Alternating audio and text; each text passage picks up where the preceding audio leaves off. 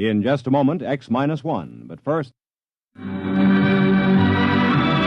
it is again. Say it with music. Your invitation to 2 full hours of the best live music weekday mornings on NBC Bandstand. This week, Ralph Flanagan's group, plus Russ Morgan and his orchestra, bring you mellow and relaxing tunes. But don't get too relaxed, because the 4 lads are back again as Messer's Music. And Bert Parks, your bandstand MC, keeps you smiling between numbers. It's a great show live all this week on NBC Bandstand. And now, stay tuned for X-1 on NBC.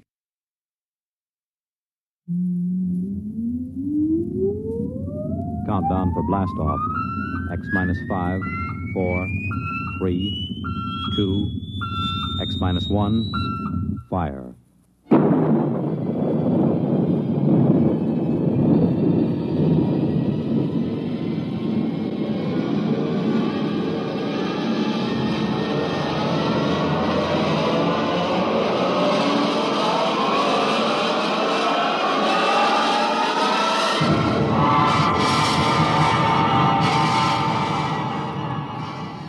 From the far horizons of the unknown come transcribed tales of new dimensions in time and space. These are stories of the future, adventures in which you'll live in a million, could be years, on 1,000 maybe worlds. The National Broadcasting Company, in cooperation with Galaxy Science Fiction Magazine, presents X-1.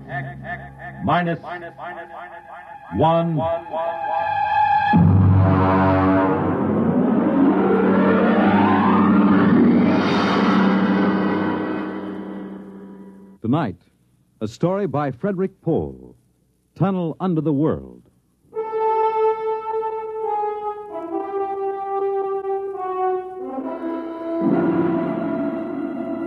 On the morning of June 15th, Guy Burckhardt woke up screaming. It was more real than any dream he'd ever had in his life. He could still hear and feel that sharp, metal-ripping explosion, that searing wave of heat. He sat up. Mary, where are you? Guy, what's wrong? You're trembling. Where were you? In the kitchen cooking breakfast. What is it? Oh, a dream, I guess. An explosion. Did you say an explosion? Yes. But that's the dream I had. What? I dreamed there was a big explosion and then something sort of hit me on the head. Holy smokes. Maybe there really was some sort of explosion, and it started us dreaming. Well, there'll be an explosion down at your office if you don't hurry and get to work.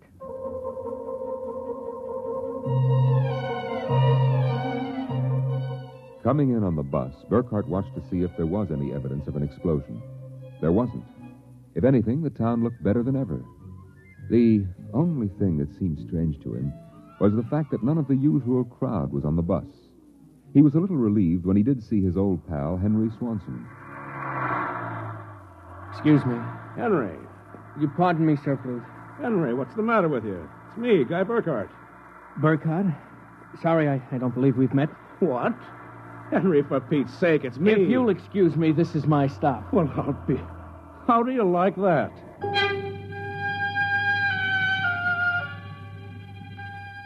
Guy Burckhardt got off in front of the gigantic Controchemical building and took the elevator to the 98th floor, where he had worked in the accounting department for 12 years.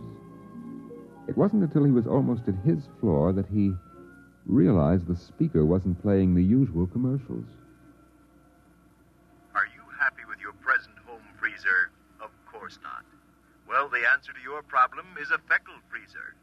Feckle freezers are better freezers. Most wives would do anything for a Feckle freezer. Are you happy with your present home freezer? Of course not.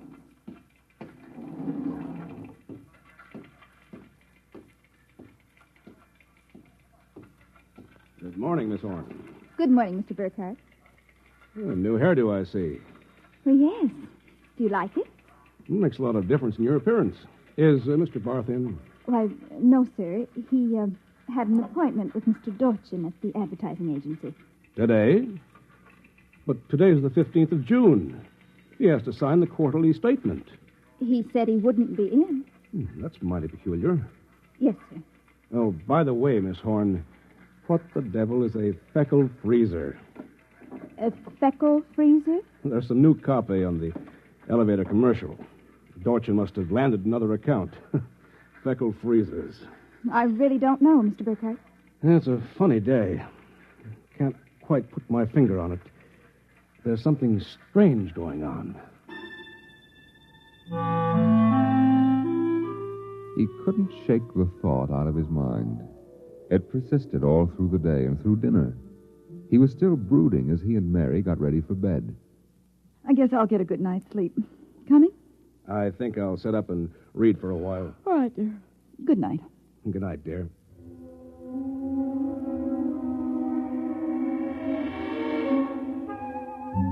At exactly midnight, Guy Burckhardt lapsed into a sudden, deep sleep. And the following morning, he woke up screaming. Darling, what is it? What's wrong? Oh, nothing. A bad dream, I guess. You gave me such a shock. I seem to be having a lot of nightmares lately. Really? Yes. The one I had yesterday. This was the same. A big explosion and then nothing. You had a dream yesterday? Of course I did. You had the same sort of dream. I? Oh, Guy, you're mistaken. I don't remember dreaming. Mary, you told me. Guy, you're mistaken. But, Mary... Maybe you dreamed I had a dream. Maybe... Yes. I might have done that, I suppose. Everything did seem sort of strange yesterday. That's probably it. You'd better get dressed, dear. Today's the 15th, and that's when the quarterly statement... 15th? Yes. Well, then, there must have been a dream. Because yesterday was the 15th. Guy Burckhardt got up, dressed, ate breakfast, and took the usual bus to work. Once again, everything seemed even brighter and newer than usual. Once again, he was puzzled when he noticed none of the old crowd on the bus. Pardon me, please. Look, don't shout so. Oh, Henry, good morning. Morning. Don't you recognize your neighbors? I don't believe we've met. Henry, it's me, Guy Burckhardt. What's going on? I'm sure I don't know, sir. For God's sake, don't talk to me. What is it? Are you being followed or something? Don't you know? I was sure you remembered. Remembered what? I can't talk. This is my stop, so will you please excuse me? Henry! Henry, for Pete's sake! As in yesterday's dream, Guy Burckhardt got off at his stop and took the elevator to the 98th floor. The speaker in the elevator purred a new commercial this time. Marlin cigarettes. They're sanitized. Does your present cigarette make your throat feel raspy and unpleasant? Marlin cigarettes contain a miraculous new drug which actually gives you the sensation of smooth, creamy smoke. Marlin cigarettes. Marlin cigarettes. Marlin cigarettes. He walked down the marble corridor to his office. Good morning, Mr. Burckhardt. Good morning, Miss Horn. Do you like my new hairdo? Why, yes. Is Mr. Barth in? No, sir. He had an Appointment with Mr. Dorchin at the agency. I know. You know? I guessed it anyway. And today's the 15th of June, and he won't be here to sign the quarterly statement. And I'm going nuts. Let me have a cigarette, will you? Yes, sir. Try one of these. They're Marlin. I never heard of Marlins before today. What are we? A bunch of guinea pigs for Dorchin's new advertising accounts? Is something wrong, Mr. Burckhardt? Wrong? Perish the thought, Miss Horn. Perish the thought. Hello? This is Swanson. Henry Swanson. What is it? Do you remember? Remember what? Just remember. Listen, Henry, let's stop playing games. Yesterday, either I was dreaming or you snubbed me on the bus. Today, the same thing happens. You do remember, thank heavens. I thought so when I saw you, but I couldn't be sure. What is it you want? Listen, tomorrow morning, when I get off the bus, you get off with me. But be casual. They may be watching. Who may be watching? Swanson. Hello? You bought Miss Burckhardt? Yes, I'm still out of cigarettes. Would you buy me a pack of Kelvins? Wouldn't you rather have Marlins? I smoke Kelvins. But, Mr. Burckhardt, Marlins have that soft, creamy smoke that's so soothing to your throat. You really believe that stuff? It's true. I wouldn't say this, Mr. Burckhardt, except that, well, I've gotten to know you pretty well, and I've grown to admire you so much. I see. Would you mind, Mr. Burckhardt, if I told you that for months now I've wanted to, well, just comfort you. I know how troubled you've been. You've never mentioned your feelings, Miss Horn. April. My first name is April. That's a pretty name. You see, I do have your welfare at heart. That's why when I see you smoking Kelvins, and I know Marlins are so much better, won't you let me buy some of them for you? I suppose so. Why not? Here, you bring me a carton. Thank you, Mr. Burckhardt. Guy. I'll be back.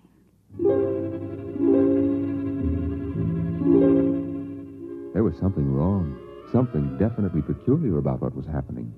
The call from Henry Swanson, the strange behavior of his secretary, Miss Horn, these new products, the dream.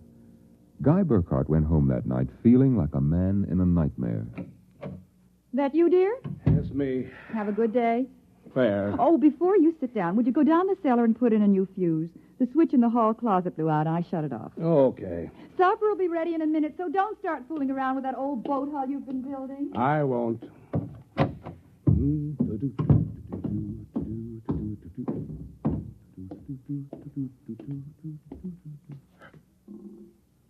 Mary! Mary! What is it? Come down here. Hurry up.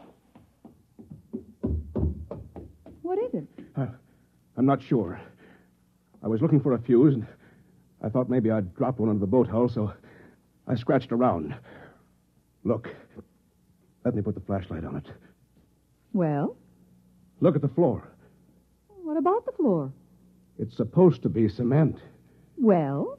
It's copper. There's a thin layer of cement, but underneath it's metal. Look here. Underneath the concrete, more metal. And here, on the wall, metal. Metal under the floor, behind the walls, every place. Well, I don't really understand. Mary, I know this sounds crazy, but somebody, for reasons I can't begin to guess, has taken this house and replaced it with a clever imitation. Guy. I know it sounds insane, but take a look. That bracing on the beams. That isn't the bracing that was always there. Oh, you're imagining. I am not imagining. Mary, I'm going to look around for a little more. Well, your dinner will be ready. Save it for me. There are a couple of things I have to figure out.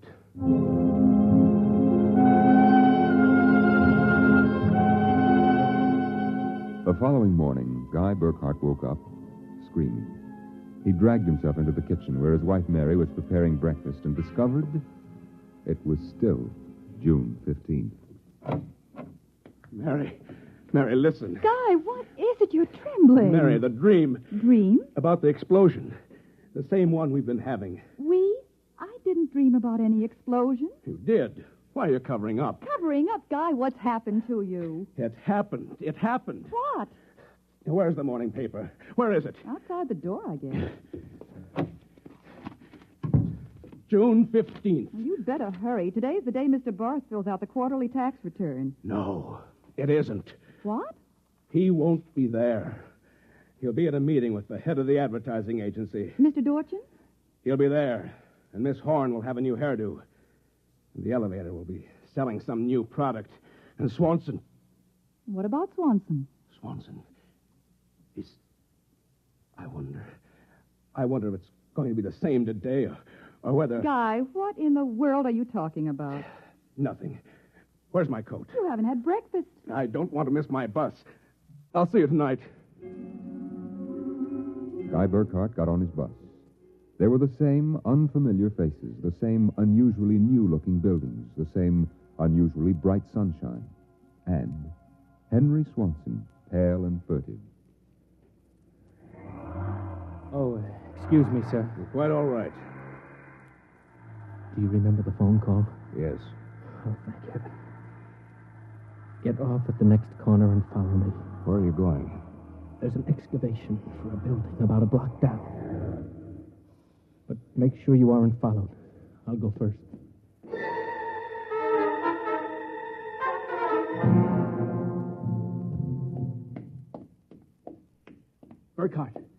Burckhardt, here behind the fence. Now, Henry, what's this all about? Just a minute. I want to make sure you aren't followed. Followed by whom? By them, of course. And just who are they? I'm not sure. At first I thought perhaps they were Russians. Now I'm beginning to think they're Martians. No humans could have accomplished what they've accomplished. Look, start from the beginning, Henry. What's going on? Burckhardt, peculiar things have been happening to you, right? Yes. A lot of your friends are missing. Your house seems changed. Yeah, there's something stranger than that. The date. Today is June 15th. Yet I could swear that yesterday was June 15th and the day before that. Yes, you've got it. It's always June 15th. And you and I are the only ones who know it. But why? How? I'm not sure. I think it's some sort of mass hypnosis or something. Why didn't it work for us? My wife Mary doesn't remember things. Somehow, when it happened, they missed us. We were protected from the full force of the rays or whatever they use. Burckhardt, where were you on the night of the 14th, about midnight? That was Sunday night. Yes. I was down in the cellar, under that boat I'm building. And I was in my darkroom developing some pictures. It just doesn't make any sense to me. Russians, Martians. What makes you think so? I've seen them. Where? At the end of the tunnel. What tunnel? The one that they built under Tylerton. A tunnel under Tylerton? Yes, that's right. It's made out of copper or some alloy. Wait a minute. I found a copper layer under my cellar floor last night. Yes, so did I. That's how I discovered it. I found a way to get in, too. It's at the bottom of this excavation. Holy mackerel. Why don't we tell the police? Because we can't trust them. Even the police may be Martians in disguise. You're being melodramatic. Am I? You just come with me. Where? Into the tunnel. I'll show you. Henry Swanson led Guy Burckhardt to a small hole in the side of the excavation. There he removed a cut-out piece of metallic substance, and they crawled into a dimly lighted tunnel. They walked for what seemed like 2 miles, until Swanson held his finger to his lips. We've got to be quiet now. Henry, this is fantastic. They've got a tunnel right under the whole town. Oh, Burckhardt, you haven't seen anything yet. There's a room a little further down. We'll be able to look through a glass in the door. Is it safe? It's perfectly safe, unless one of them comes along. Now, come on. Here. Look through this glass. Now, just so I know I'm not completely insane, tell me what you see. Good Lord. Well? A tremendous panel with dozens of telescreens. And in front of each, a servo robot. They seem to be computing something. Yes. I've watched them. They're evaluating data from the screens. Evaluating? Why not? Each of them has a part of a human mind, remember that. It's against the law to transfer an evaluating circuit from a human brain to a robot. Burckhardt, whoever is conducting this monstrous experiment is operating far outside the law. Have you gotten a chance to look at the data on those screens? No. No, I've been afraid to go in. There might be a warning circuit somewhere. If we knew what those robots were working on, we could go to the authorities. Well, I'll risk it if you will. It's worth a chance. We're lost anyway. Okay. Open the door.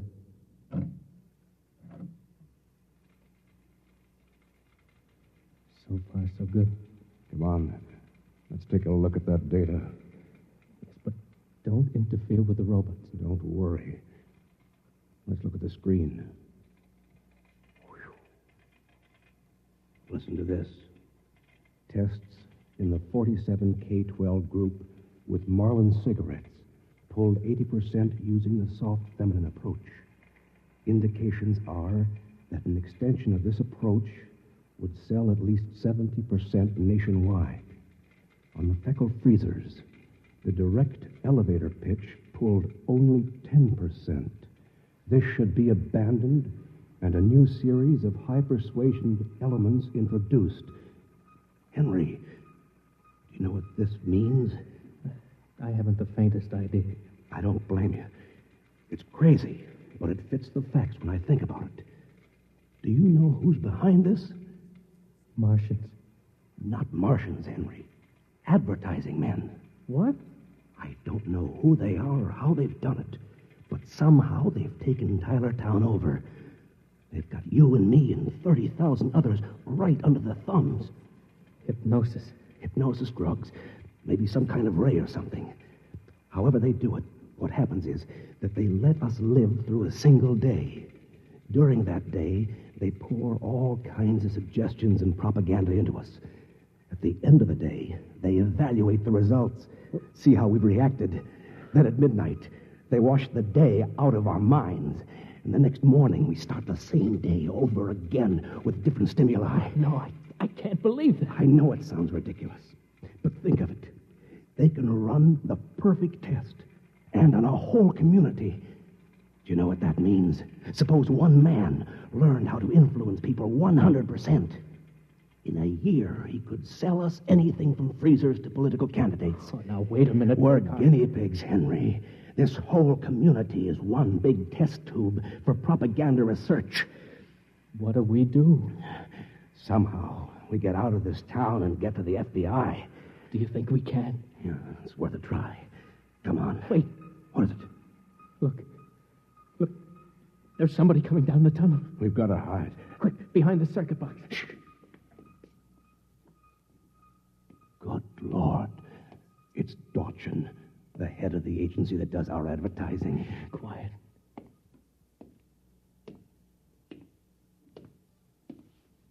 All right, Burckhardt, come out. We know you're in this room. Miss Horn has informed us that you remember. I must warn you, it's useless to buck us. Come out peacefully and let our maintenance crew adjust you properly so you don't remember from one experiment to the next. It'll be quite painless. If you don't come out peacefully, we'll have to get you. Henry, take this wrench. When I give the word, jump him. He may be armed. We've nothing to lose. Very well.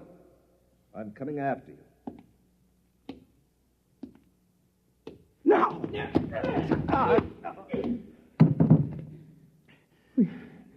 Burckhardt, I've killed him. Wait, I'll get his coat unbuttoned. Maybe his heart is still beating. Henry. What is it? What's wrong? Look, underneath his coat. Oh, heaven help us. It's a robot. A humanoid robot. Designed to look like Dorchin. Come on, let's get out of here. Wait. What's that? A loudspeaker. I told you it was useless, gentlemen. Who are you? Mr. Dorchin, naturally. The real Mr. Dorchin. What are you trying to do to us? Merely trying to prevent you from damaging my experiment, gentlemen. You can't get away with this, Dorchin. Sooner or later, somebody, the FBI or somebody, is going to get wind of this madness. Oh, now, really, Burckhardt, you're quite naive. Now, why don't you be reasonable and let the maintenance crew adjust you? If I refuse, I suppose you'll kill me. That would be quite impossible. Oh? You see, Burckhardt, you're already dead.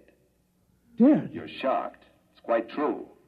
You and everyone else in this town were killed by premature atomic blast at the Control Chemical Plant.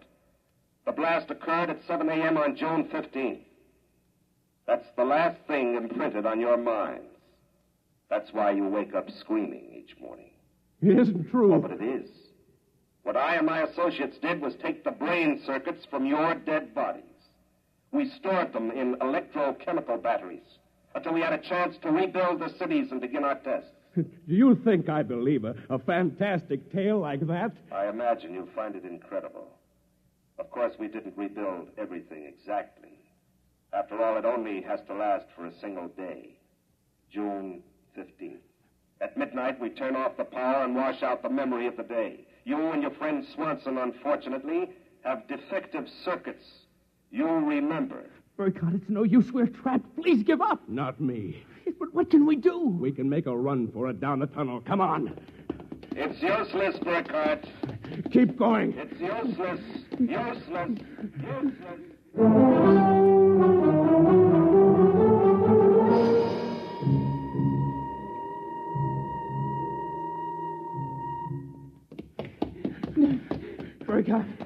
Burckhardt, it's no use.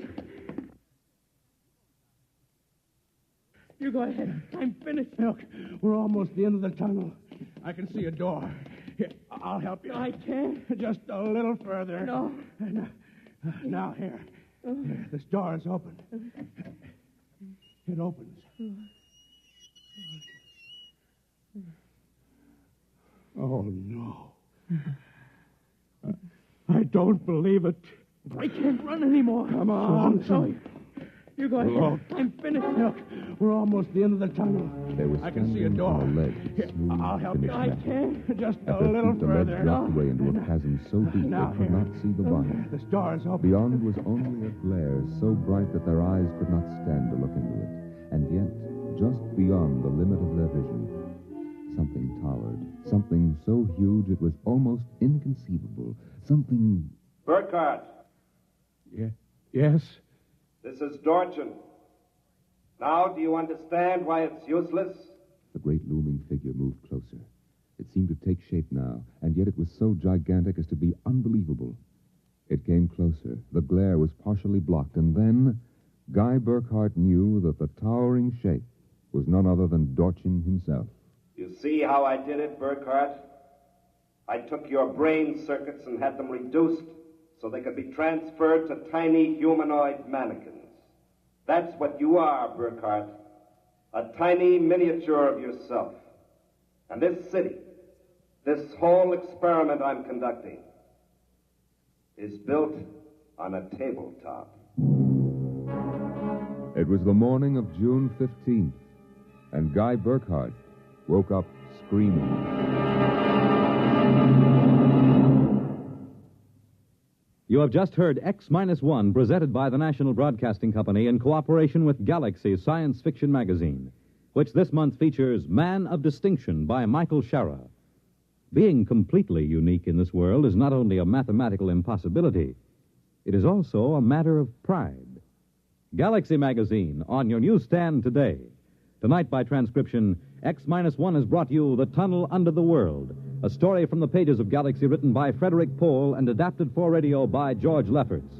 Featured in the cast were Norman Rose, Dean Almquist, Amy Siddell, Elaine Rost, Bob Hastings, Ken Rapif, and Larry Haynes. Your announcer, Fred Collins. X-1 was directed by Scott Buckley and is an NBC Radio Network production.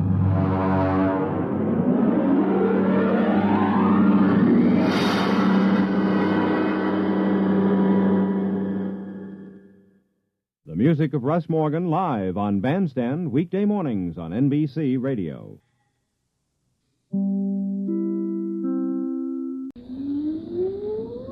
Countdown for blast off. X-5, 4, 3, 2, X-1, fire.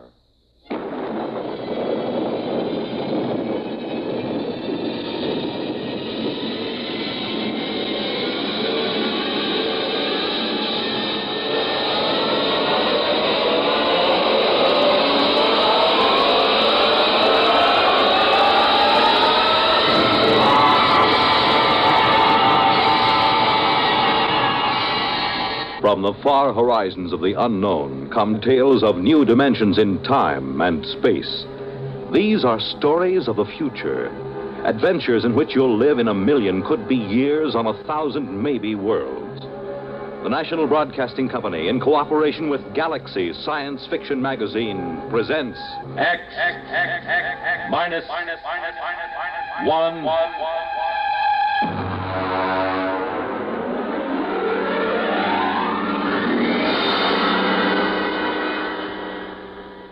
We go forward in time to the days when war has been outlawed, and in its place, there is a system of carefully controlled, legalized murder.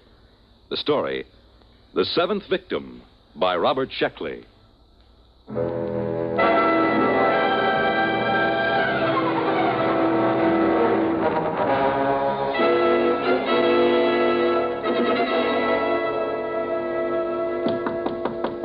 Is that the mail, Jenny? Bring it right in.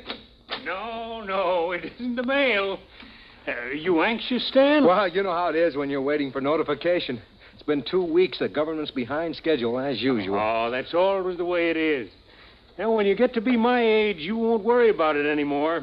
At 73, you can afford to wait for the mail. Well, how about the ad? Have you got it done? Sure, E.J. Want me to play it back for you? Of course, I recorded it myself. We'll have an actor in for the actual recording. You ready? Go ahead. Hi there, neighbor. When you're in a crowd, when you're among strangers, do you feel safe? Are you protected by that vital underarm area? You aren't unless you own a Protect suit. The finest tailoring in the world has gone into a Morger and Freeline Protect suit to make it the leader in men's fashion. Protect suit is the safest as well as the smartest. Every Protect suit comes with special built-in gun pocket, guaranteed not to bulge. Oh, nice. Very nice. A touch of the concealed button throws the gun into your hand, cocked, safety off. Why not drop into the Protect store nearest you? Why not be all safe? Oh, that's fine, Stan. That's fine. That's a very nice, dignified commercial. Mm-hmm. And you can relax. I picked up the mail just before I came in. Here's your notification. That's it. Look, from the ECB. That's the baby. Oh, you're not going to open it now. Oh, no, of course not. No one is supposed to know the victim's name except the hunter. That's right. Have a good hunt, boy. You need a kill. You've been all keyed up. Well, it's too bad you have to retire, E.J. Well, I got into the 10s club. 10 hunts. That's not such a bad record. 10 hunts? Of course not. 10 hunts, and then, of course, victim in between. That's 20 kills. Mm-hmm. I sure hope my victim isn't anyone like you. Don't worry about it. What number will this be? My 7th. Oh, lucky 7. Go to it. We'll get you into the 10s club yet. By the way, I got a circular in the mail. Maybe you'd like to use it. Okay. Victims, why take chances? Use an O'Donovan accredited spotter. Let us locate your assigned killer. Pay after you get him. Oh, well, thanks a lot, E.J., but I've got my own spotter. Very good fella. Well, I suppose you're anxious to get home, open up, and find out who your victim is. What's that? Oh, shooting down the hall. I guess somebody got his victim. Good for him, eh? You bet. Oh, it feels wonderful, E.J. I feel alive again.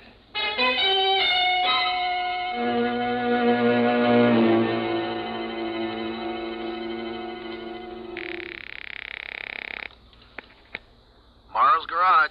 Hello, Ed. Freeline. Oh, hi, Mr. Freeline. I'm going out on one, Ed. Wow. Good luck, Mr. Freeline. I suppose you want me to stand by. Yeah, that's right. I don't expect to be gone more than a week or two. I'll probably get my notification of victim status within 3 months of the kill. Well, I'll be standing by.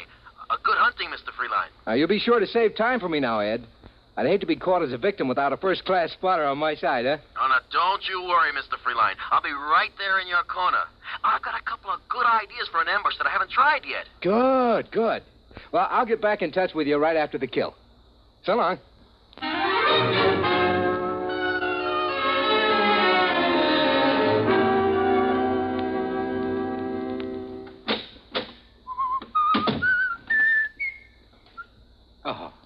Mr. Freeline? What are you doing in my apartment? Allow me my card. Emmanuel Gale, Emotional Catharsis Bureau.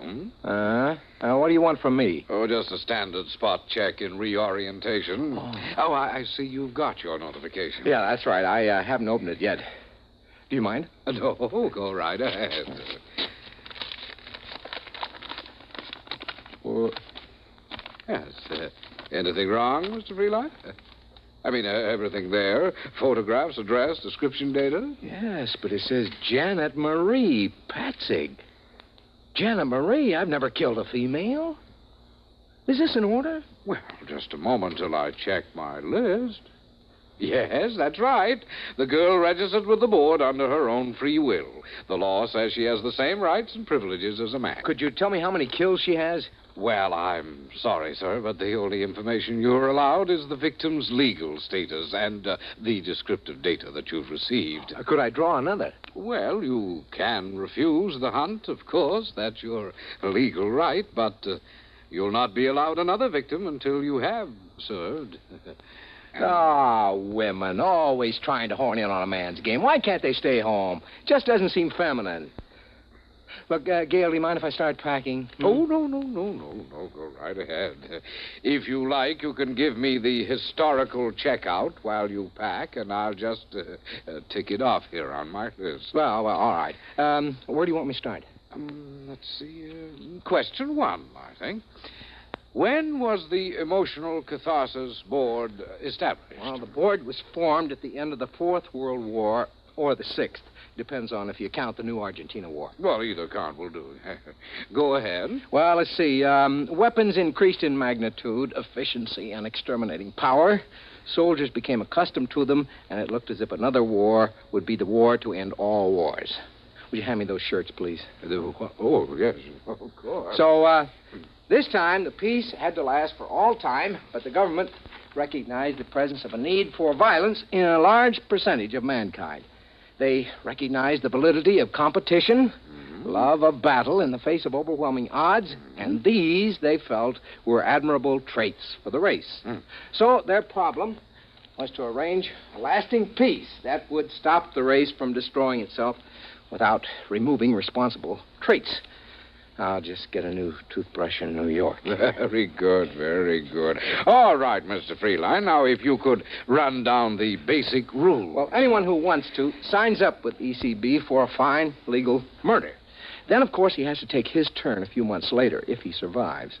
The Emotional Catharsis Board picks the victims' names at random. A hunter is allowed 6 months to make his kill. Armament? Yeah. He's allowed to use a standard caliber pistol. He can wear no armor. Victim is allowed to wear armor and is allowed to hire spotters. Very good, very good. Now, we don't have to go over the penalties for killing or wounding the wrong man. I'm sure you know all that. Oh, it's a beautiful system, isn't it? All the people who want to kill can, and that's about 1/4 of the population. Those who don't want to don't have to. At least there aren't any more big wars, just hundreds of thousands of small ones. All right, Mr. Freeline, you're checked out for orientation. All the same, I don't exactly like the idea of killing a woman.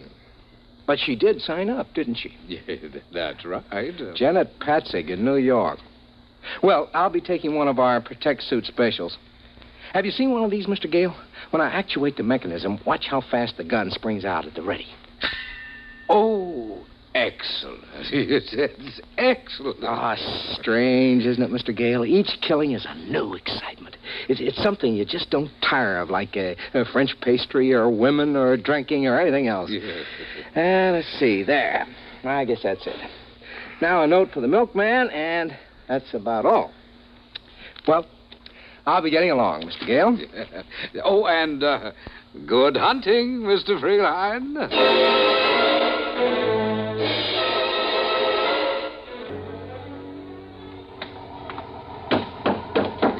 Where to, Chief? Carlton Hotel. Carlton, you bet. Just get into town? Is it that noticeable? I've been picking up from the airport for maybe 10 years. I can spot an out-of-town killer by the way he carries his suitcase. You wouldn't be working as a spotter, would you? Oh, no. The Hack Bureau don't like it. This isn't your first kill, I can tell. Yeah? Yeah, guys on their first kill get too anxious. They want to drive right to the victim's address, walk right into an ambush. I'd say you had maybe 5, 6... 7. 7? Well, you haven't got too long to go before you get into the Tens Club. You ever been hunting? Nah, I can't afford it. Look, I'll tell you what.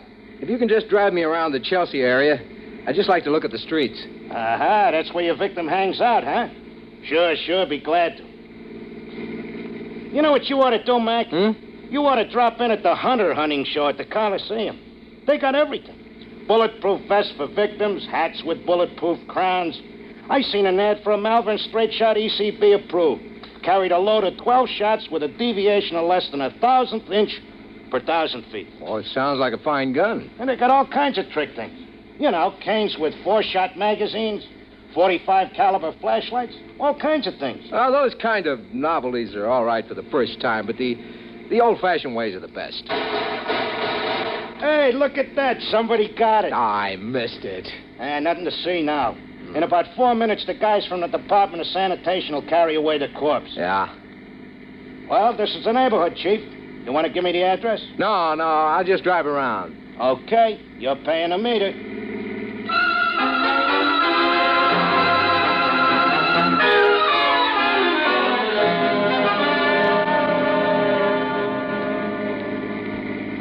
Hey, wait a minute. What is it, Chief? There.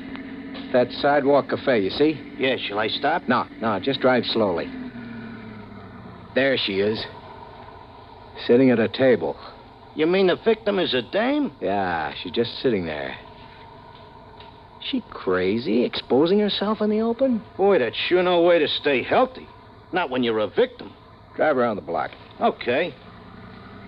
Yeah, she looks younger than her pictures. She looks sad. Wonder if she's been notified. Well, she's got to be notified, Chief.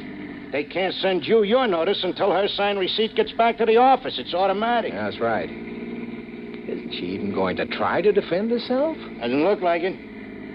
Here we come again. She's still there. All I have to do is just ride by in a cab and pump a bullet into her. Okay, Chief, I'll go real slow. You be sure to allow for the motion of the car. No. Park across the street. Sure.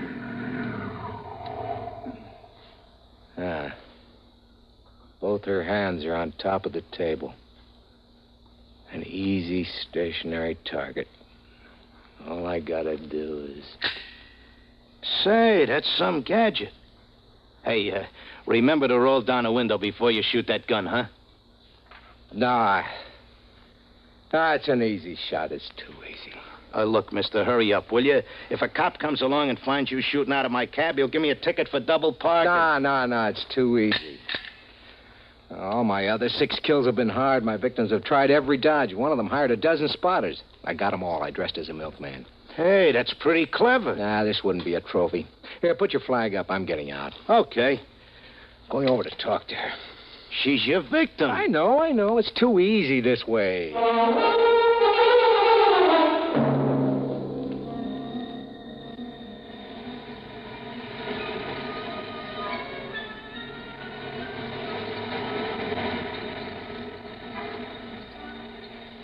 Hello? What?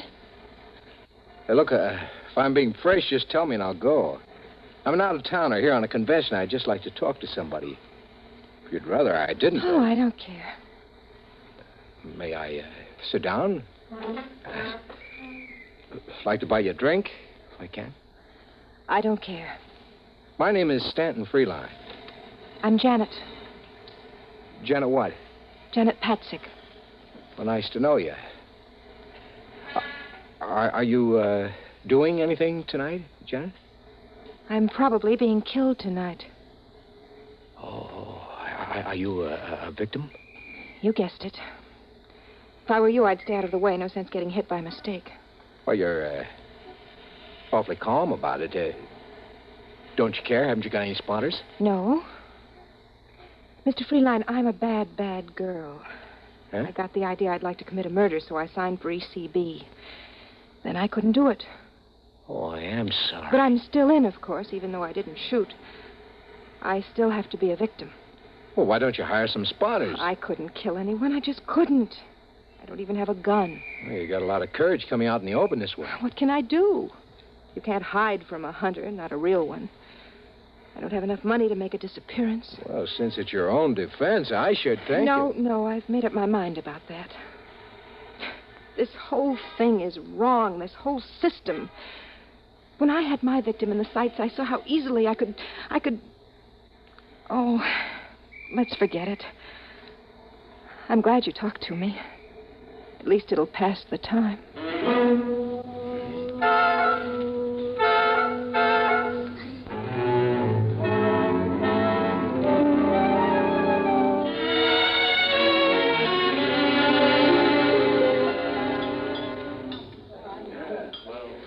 It's been a lovely dinner. Just lovely. I'm glad you liked it. I usually stop at this little place when I'm in New York. Do you come in often? Oh, on business. I'm in clothing, you know. What do you do? Oh, I'm an actress. Well, that's a laugh. I'm not really an actress. I'd like to be an actress, but none of the producers seem to see it that way. How old are you? 22. I've only been in New York for a year. You know, you're really being very foolish just sitting out in the open that way. Why, you're a hunter. Could come along and just pump a bullet into you. I know, but somehow I feel safe with you. Oh. Say, Janet, would you like to go to the gladiatorials with me tonight? We got about 20 minutes. We'd only miss the opening numbers. Well, I suppose so. Might as well, huh? Eat, drink, and be merry.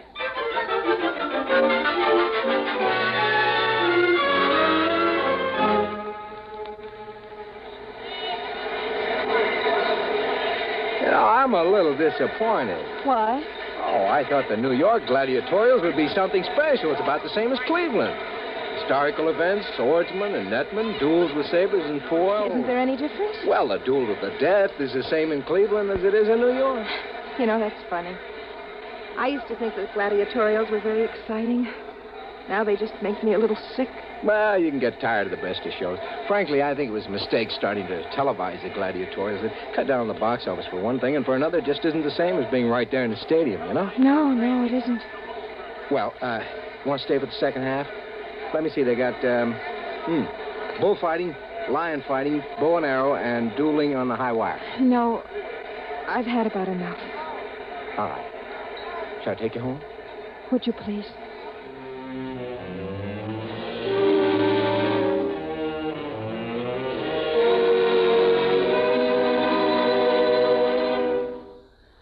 Sit down. I'll fix you a drink. Janet. What? You're crying, aren't you? Oh, no, not really. It's just the thought that any minute from anywhere a bullet can come crashing into me. It makes me feel so soft and helpless. You are soft. Oh, Janet. You're leaving New York soon? I suppose so. Convention's only lasting another day. I'll be sorry to see you go. Send roses to my funeral. Janet. What? Janet, I don't want you to be killed. There's not anything you can do about it, is there? Janet, I love you. Oh, Stan. What is it? Please, darling, please. But you can't love me. I'm a victim. I won't live long enough to... You won't be killed, Janet. Listen to me, Janet, darling. I'm your hunter. Are you going to kill me? Don't be ridiculous. Darling, I'm going to marry you. Oh, Stan, my darling. Oh, the waiting. I've been so frightened. It's all over. Think what a story it'll make for our kids, huh? Darling. How I came to murder you and left marrying you. Oh, Stan, kiss me.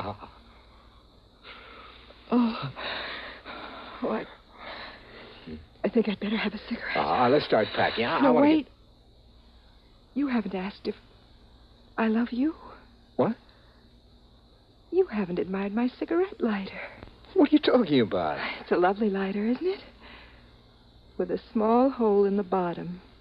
Just large enough for a .38 caliber bullet. No, don't. I'm not being funny, darling. But, Now, Janet, I love you. I told you I love you. What's the matter with you? I don't love you, Stanton. I am a good actress, aren't I? Even though the producers don't think so. You knew all along. Yes, of course. Don't reach for that.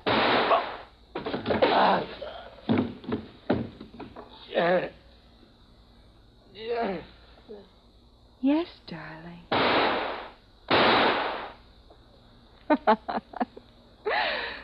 Well, now I can join the Tens Club.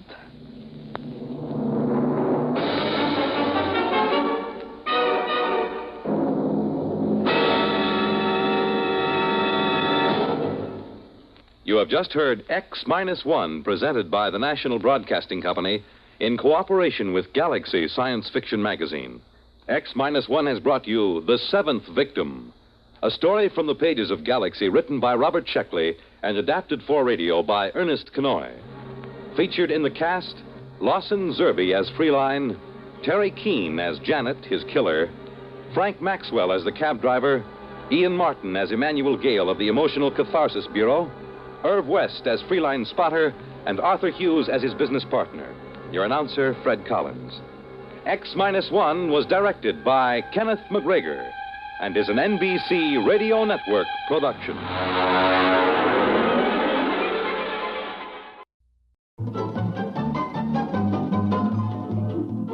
This is Nightline, your tie line to the world, and this is Walter O'Keefe.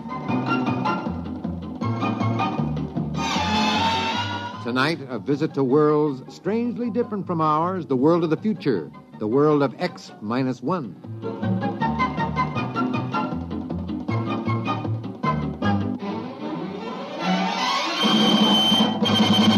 Now, here is the future, X-1. Countdown for blast off. X-5, 4, 3, 2, X-1, fire.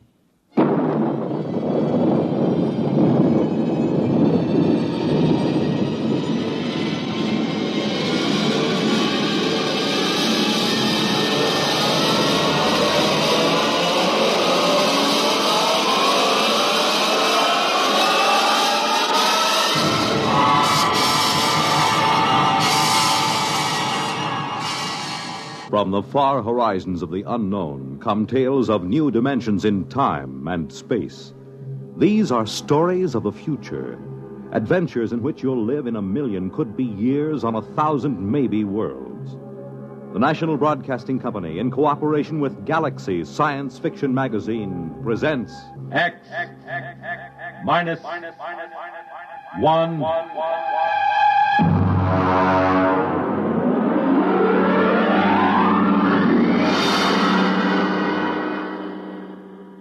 Tonight, the Clifford D. Simak story, Drop Dead. But first, hear this. Have you ever asked yourself what this country's most important natural resource is? I'm Dorothy Olson, NBC Bandstand singing schoolteacher. Our most important resource? Well, you might consider it our mineral deposits, or our tremendous sources of water power, or maybe our great forests. Well, these are all very important natural resources, but there's one resource that's more important than all these combined: our children. Don't neglect them or their educational facilities. Poor schools breed inadequate citizens for tomorrow. And another thing, keep your youngsters in tip-top shape so that they won't miss important school days. Dress them against the weather so they won't catch needless winter colds. Check their wardrobe as they go back to school this fall to be sure that they have plenty of the right kind of clothing. Remember, our children are this nation's most important natural resource. It's your job to protect their future as they go back to school this fall.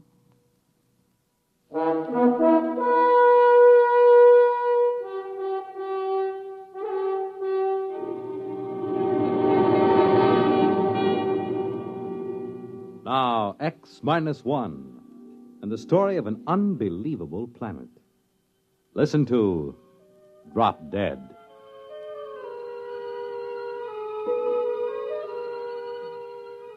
Exactly 1 hour and 20 minutes after we sent the survey ship out on its tail, the critters showed up. Ordinarily, when you make a landing on an unknown planet, it takes at least a week for any life to come creeping out of hiding and sneak a look. But there they were, the critters. They were almost cow-sized, but not as graceful as a cow. Their bodies were put together as if every blessed one of them had run full tilt into a wall. Their hides were splashed with large squares of pastel colors, the kind of color one never finds on any self-respecting animal. Violet, pink, orange, chartreuse. The overall effect was in a checkerboard, made by an old lady who did crazy quilts. Max Weber, our biologist, stood at the tail fin with me and stared. Look at that on their heads. Those antlers. Those are not antlers, my friend. Well, I was afraid to say it. It looks like vegetation. As if they were trying to hide behind a skimpy thicket. And what bothers me is the fruit and vegetables. That is, fruit and vegetables growing on their heads. Hey, watch it. One of them's broken away from the herd and coming over this way. Step back. Give me a clear shot in case it charges. Look, here it comes. What? How do you like that? It just dropped. Ted, that animal just walked up to us and dropped dead.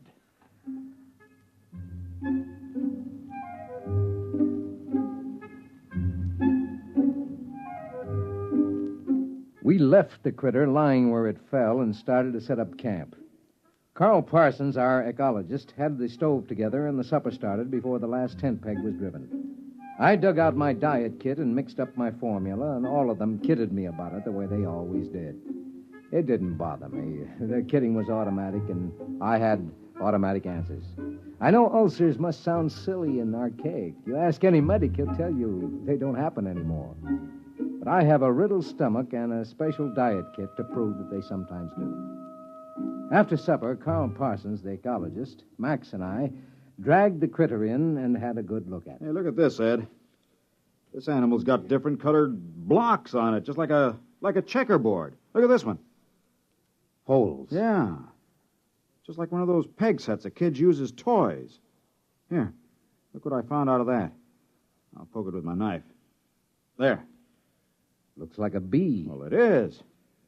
On top of being a tomato bush and a grapevine, this critter is a walking beehive. Why couldn't they be something simple? Yeah, it never is. You know, this is a screwy place. The critters? No, not the critters. The planet itself. Never saw one like it. It's positively naked. No trees, no flowers, nothing. Almost as if someone had said, let's make a simple planet. Let's cut out all the frills. Let's skip all the biological experiments and just work on the basics. One form of life and the grass for it to eat.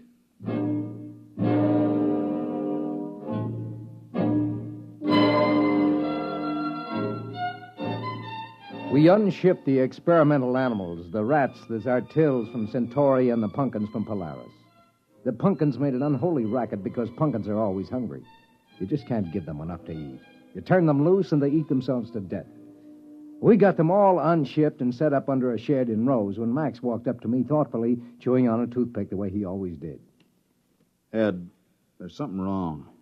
Yeah, what do you mean? There are no insects here. I wandered around, laid down in a dozen different places. It stands to reason a man should find some insects if he looked all morning. It is natural. What about the bees? What bees? Well, the ones that were in the critter. Didn't you see any? No, I didn't get close to any critter herds. Birds? Not a one. Oh, I was wrong about the flowers. The grass is tiny flowers. For the bees to work on. Very neat, isn't it? I'm not so sure.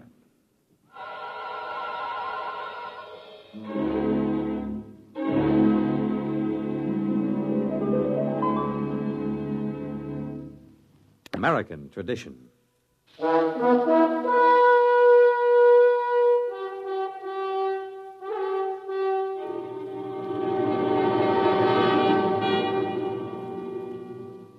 Now back to X-1 and the Clifford Simac story, Drop Dead. The bio team had the critters spread out on a canvas tarp. They were happily chopping him up in small pieces with a scalpel. Ed, I've got news for you. No brain. What? No brain. We can't find one, and there's no nervous system. That's impossible. How can a highly organized, complex animal exist without a brain or nervous system? It's got everything else. As near as we can figure it out, there are at least a dozen different kinds of flesh. Some fish, some fowl, some good red meat, maybe even a little lizard. Well, an all-purpose animal. We found something finally. If it's edible, and if it doesn't poison you, if it doesn't grow hair all over you. Well, that's up to you, fellas. I'll get the cages down, and you can start killing off the little animals to your heart's content. And there's only one insect, these bees. And we never see these unless we're near a critter herd. And no birds, no fish in the water. Not even a single-cell paramecium. Yeah, I was talking it over with Max. You know, I'd give my right arm to hear a cricket or a mosquito or even a hornet. This is the strangest thing we've... Hey, Max, what are you chewing? Toothpick. That's no toothpick. Spit it out, spit it out. That's grass. I don't know. I must have just picked it automatically to chew on. Just a habit, I guess. Ah. Well, go on with the report. Well, it's a walking filet mignon. That animal is an all-purpose for sure. It lays eggs, gives milk, and has 6 different kinds of red meat. Makes honey, 2 kinds of fowl, 1 of fish, and a whole lot of others we can't identify. Then, of course, the bacteria. And what about the bacteria? The critters swarm with them. And all of them the same. You know, it normally takes 100 different kinds of bacteria to make the metabolism work. But here there's only one. It must do all the work of the 100 other species do. I wouldn't be surprised if that's the brains and the nervous system you couldn't find with your knife. The bacteria doubling in brass for both systems. The whole place balances. Nature's never static, never standing still. But here on this planet, it's standing still. Where's the competition? Where's the evolution? It's as if long ago all these life forms said, let's quit this feuding, let's get together, let's cooperate. Symbiosis. Well, we need another critter to work on. I'll bet you we get it.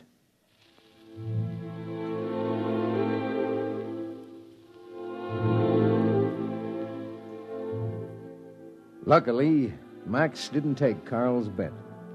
Right after breakfast, the critter came in and died with a savoir-faire that was positively marvelous. We unloaded all our supplies and got ready for a long stay. We were feeding all the experimental animals on a critter now. The carnivorous ones ate the critter meat, and the vegetarians chomped on critter fruit and critter vegetables. They all grew sleek and sassy. We were sitting around after supper one night when suddenly we heard something. Hey! What is it? Listen! Thunder. Listen. I think... All right, quick. Everybody up into the ship. What is it? A herd of critters. Look, you see the dust? They're coming this way in a stampede.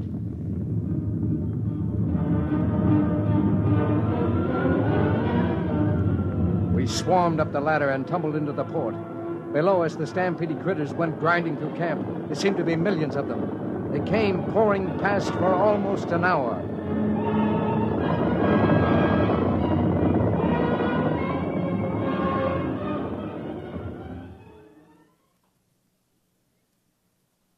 When it was all done, we came down and surveyed the damage.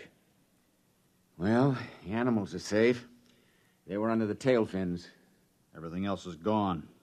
Tents carried away. Food supply is gone. How about the emergency rations in the ship? I had to move them down to the supply tent so they'd be handy. They're gone, dashed into the mud. Well, even if we lifted ship immediately, it's at least 7 weeks to the nearest contact point. And no rations. Well, gentlemen, I suggest you try on your bibs. There'll be steak for dinner. Steak? That's right. Steak or fowl or fish or honey, whichever you like. You mean eat critter? You got any other ideas? Well, for one time. Ed, I wish I had your ulcers. You've got your diet kit in your pack, right? Yeah. Well, let's get a good fire going and throw on a chunk of critter.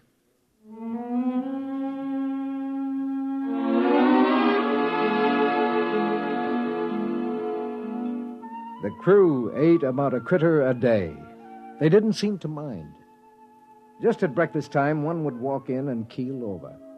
The crew ate like there was no tomorrow. I waited for them to break out in a rash or start turning green with purple spots or grow scales or something. But nothing happened. They felt better than they ever had. But then one morning, Max Weber turned up sick. Well, gentlemen, I've just taken a sample of my own blood. How do you feel? Lousy. I'm loaded with bacteria, critter bacteria. I've checked some of the others. They've got a lower count than I have. Well, that figures. You got a head start. No. The rest of them have just been eating critter for a week. Hey, remember the day you ran out of toothpicks and took to chewing on a grass stem? Yeah. Well, we can't stop eating critter. It's all the food we have. Well, we might stop eating critter now. And there's my diet kit. We might make it home. Your diet kit wouldn't last us 3 days. I took a blood sample on the test animals. They've got a bacteria count almost as high as mine. Well, it doesn't make any difference. We still have to eat critter. We haven't got any choice.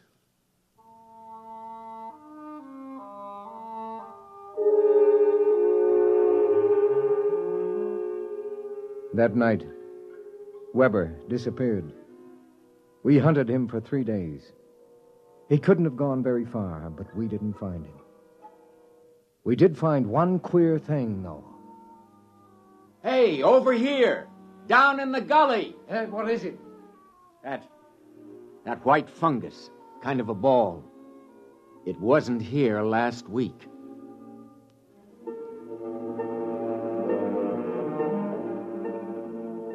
We couldn't find Weber. And then about 4 days later, Carl woke me up. Ed, get up. Get up. What's the matter? The animals, the test animals. They're encysting. They're turning into cocoons or chrysalis or something. What? All of the test animals, the guinea pigs, the dogs, they're turning into white fungus balls. Carl, the ball we found out in the field. Weber. Max Weber. It's got to be.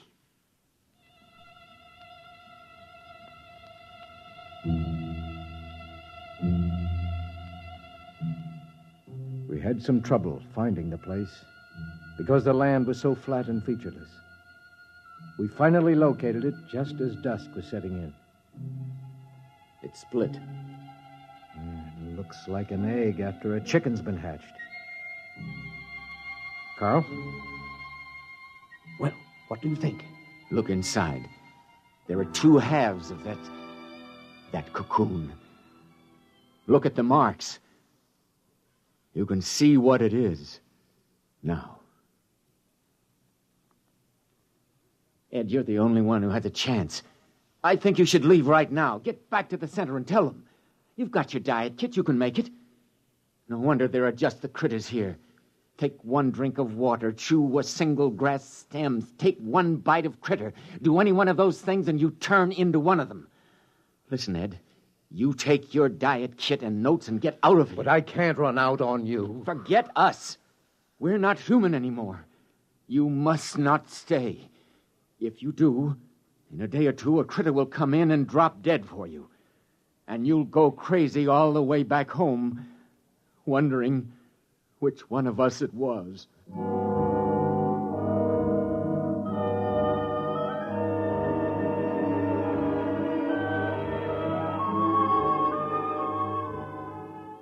I walked slowly over to the ship, and I stood at the foot of the ladder, holding the notes and the diet kit against my chest. I thought of all the things we'd been through together. The crew, how they'd always kidded me about the diet kit. I thought of almost 10 years eating that awful goo, and that I could never eat like a normal human because of my ulcerated stomach.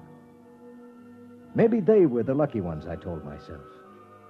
If a man got turned into a critter, he'd probably come out with a whole stomach and never worry about how much or what he ate. The critters never ate anything except the grass. But maybe, I thought, that grass tasted just as good to them as steak or a pumpkin pie would taste to me. So I stood there for a while and I thought about it. Ed, what are you doing back here? Carl, I just took that diet kit and threw it out into the waste disposal unit. What are you talking about? My friend, I am very hungry. What have you got for supper?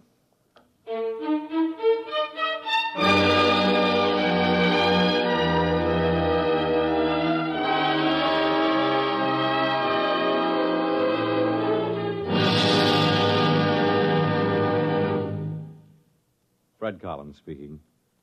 And I'll have another word for you about X-1 in a moment. Hi, this is Walter O'Keefe. You know, they say there's nothing new under the sun, and maybe that's true. But there is something new under the moon, and that's Nightline. In Nightline, we think we found the way to use the intimacy as well as the lightning-fast maneuverability of radio in an hour-and-a-half package of high-voltage, different entertainment. We found the way to make the airwaves your magic carpet to wherever big things are happening. Anywhere in the country, for that matter, anywhere in the world. Now, let's say that your favorite comedian is performing at a Las Vegas nightclub. He's packing them in, and you've really got to have connections to get a table. Well, Nightline is that connection, and your radio is your ringside table. More things than you'd believe are happening in the so-called still of the night, and Nightline is your line to exciting entertainment after dark. My feeling is Nightline marks a new era in nighttime entertainment. Tune us in every Tuesday, Wednesday, and Thursday, and you'll hear what I mean. You have just heard X-1, presented by the National Broadcasting Company in cooperation with Galaxy Science Fiction Magazine, which this month features Double Indemnity by Robert Sheckley. To commit the perfect crime, all Barthold needed was centuries in which to plan it and execute it, and an insurance policy with Double Indemnity. Galaxy Magazine on your newsstand today. Tonight, X-1 has brought you Drop Dead, a story written by Clifford D. Simak and adapted for radio by Ernest Kenoy. Featured in our cast were Lawson Zerbe as Ed, Ralph Camargo as Max Weber, and Joseph Bell as Carl Parsons. Your announcer, Fred Collins. X-1 was directed by George Voutsas and is an NBC Radio Network production.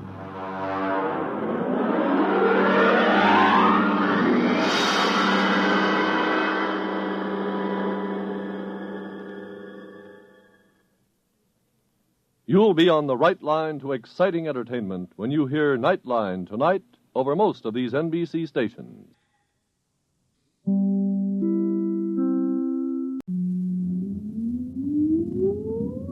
Countdown for blast off.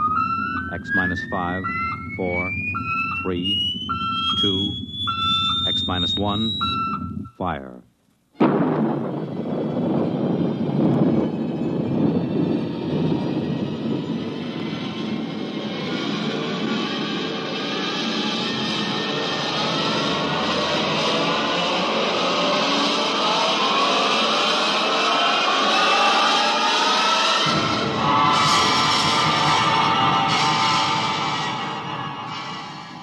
From the far horizons of the unknown come transcribed tales of new dimensions in time and space.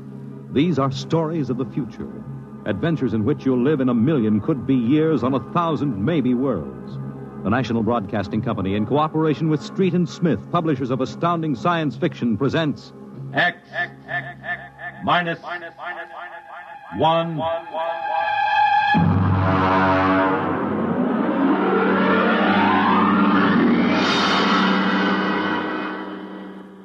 Tonight's story, To the Future, by Ray Bradbury.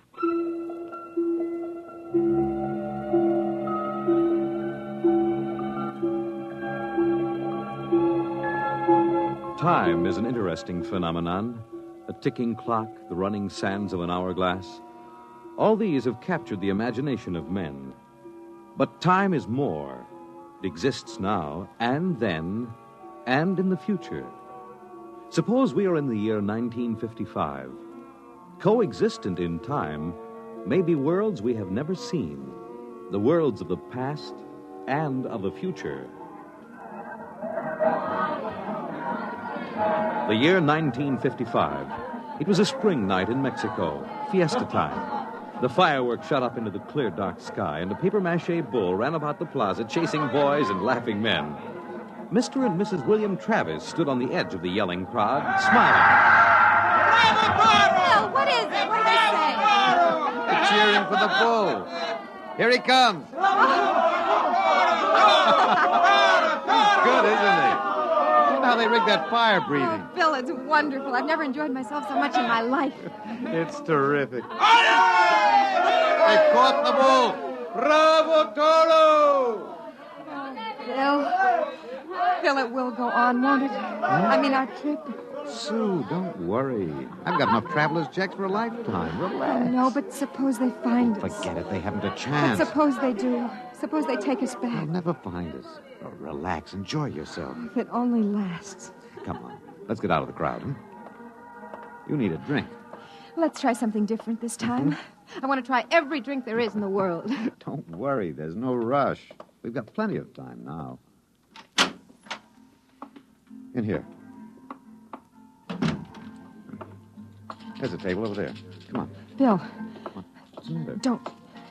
Don't look right away. Huh? Over your left shoulder, right by the end of the bar. That man. What is it? I saw him this morning in the plaza. Take it easy. The town's full of tourists. He was at Juarez and at Tasco. Bill, I'm afraid. Don't stare at him. Come on. I know it's the same man. He was wearing the same white suit. Sit down, Sue. Come on, dear. Smile. Act natural. Bill, he's been following us. He's a searcher. I know he is. Quiet. Here, boy. Si, senor. Benedictine and brandy, too.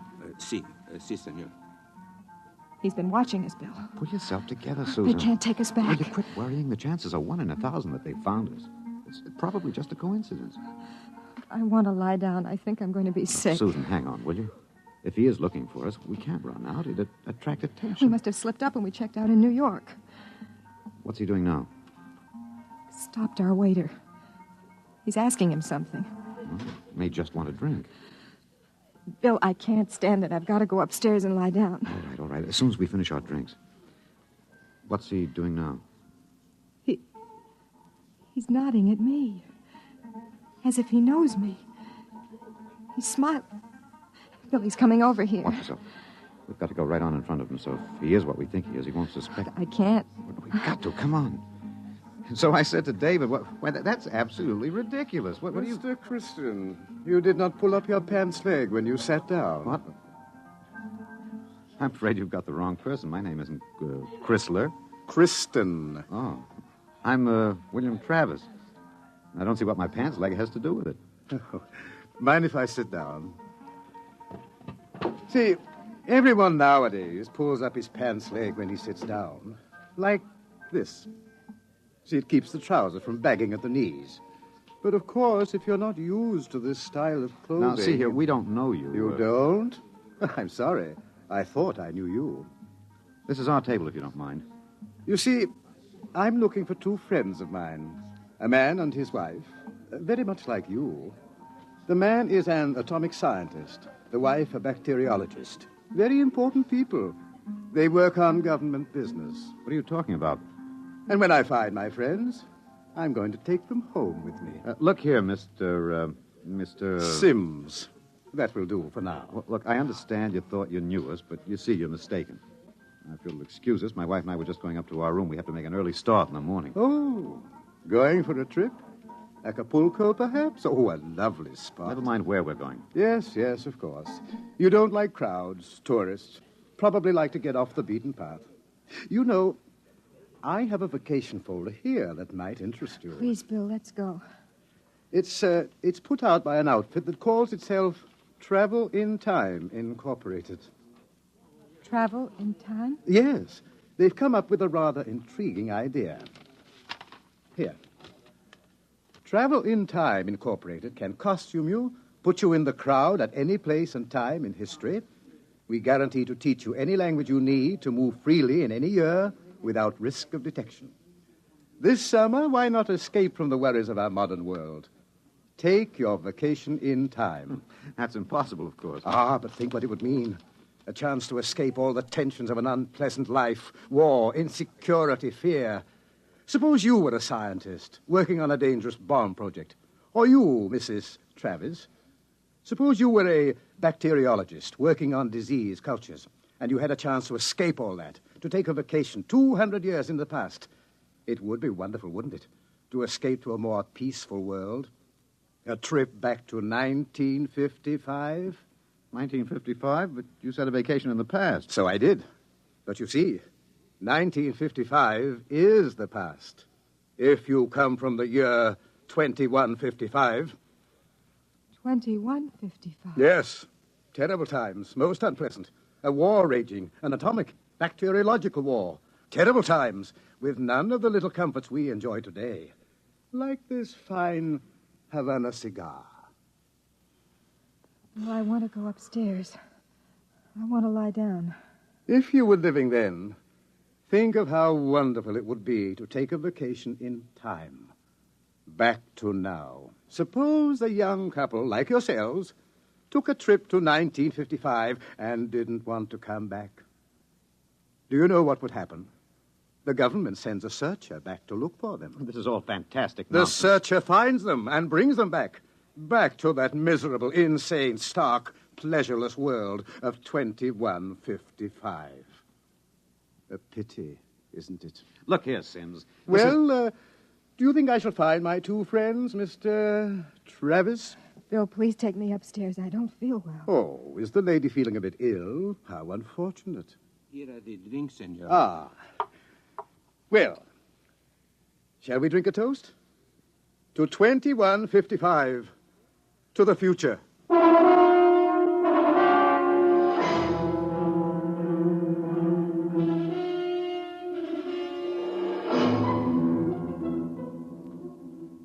Inside.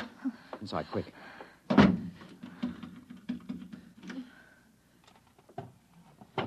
What are you doing? Shoving a chair under the doorknob. He knows. He's been following us. He's a searcher. Look, keep quiet, Sue. I want to They're think. going to take us back. It isn't over yet. I've got a headache. I'll get you an aspirin. What will they do to us? I don't know. Something slipped. Something must have slipped. But we were so careful. The searchers are trained to watch for detail. Things like not pulling up my trousers. Started them thinking, there's a man who isn't used to ancient clothes. I could kill myself for giving it away. No, it was my walk. These high heels. Here. Thanks. The nerve of that Sim sitting there looking us up and down like animals, smoking those stinking cigarettes. I know, that's how I first noticed him at Tasco. He had 4 bottles of liqueurs and a pile of chocolates. Yes, he still hasn't gotten over that first greedy hunger. We've got to look out for that. It's the sure sign of somebody from the future. Trying to make up for a lifetime of shortages by stuffing yourself sick. Remember our first night? Bill, I can't stand it. We've got to get out of here. What are you doing? Packing. Get the suitcases out. It's no use. What do you mean? We can get to Acapulco by morning. Don't you think he's watching us? We could get away. No. We've got to sit tight. Maybe he isn't sure of us yet. Maybe we can still figure out some way to escape. Come on now. We'll need our strength. We'd better try to get some sleep.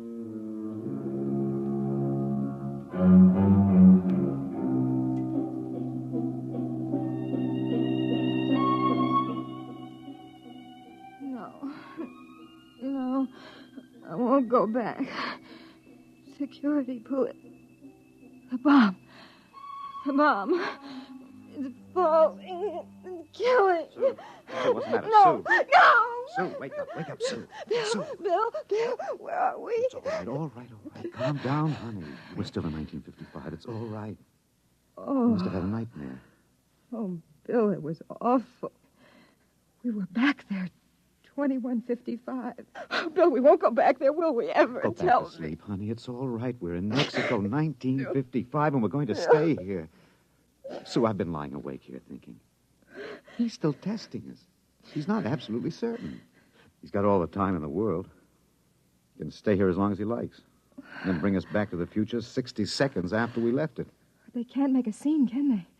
They don't dare come out in the open. No. It might change the future. They're afraid of that. Bill, if we could only tell somebody, ask for You help. know we can't. That's why we had to submit to the psychological block treatment before they okayed our vacation. We couldn't tell if we tried. The block's too strong. Maybe we can break it, Bill. What's the use, darling? Who'd believe a crazy story like ours? Who'd believe we come from 2155? No, we can't tell. And they'll have to get us a loan to put us in the time machine to send us back. Then that's it, Bill. We'll never be alone. It's still fiesta tomorrow. It'll be easy to stay in the crowd. Yes. Yes, that's the only chance. We can't let him get us alone. He won't get us back to that war and that insane world. Bill. Well, could be the room clerk. At 3 in the morning? I'd better answer. Don't, Bill, don't. I've got to. Hello? Hello? Mr. Travis? What's the idea? It's 3 in the morning. Yes. I just wanted to remind you, the rabbits may hide in the forest, but a fox can always find them.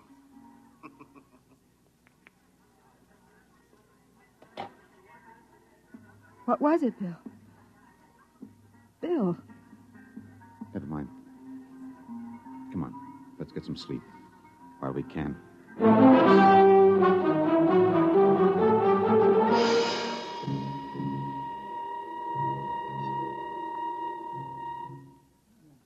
Buenos dias, senor y señora.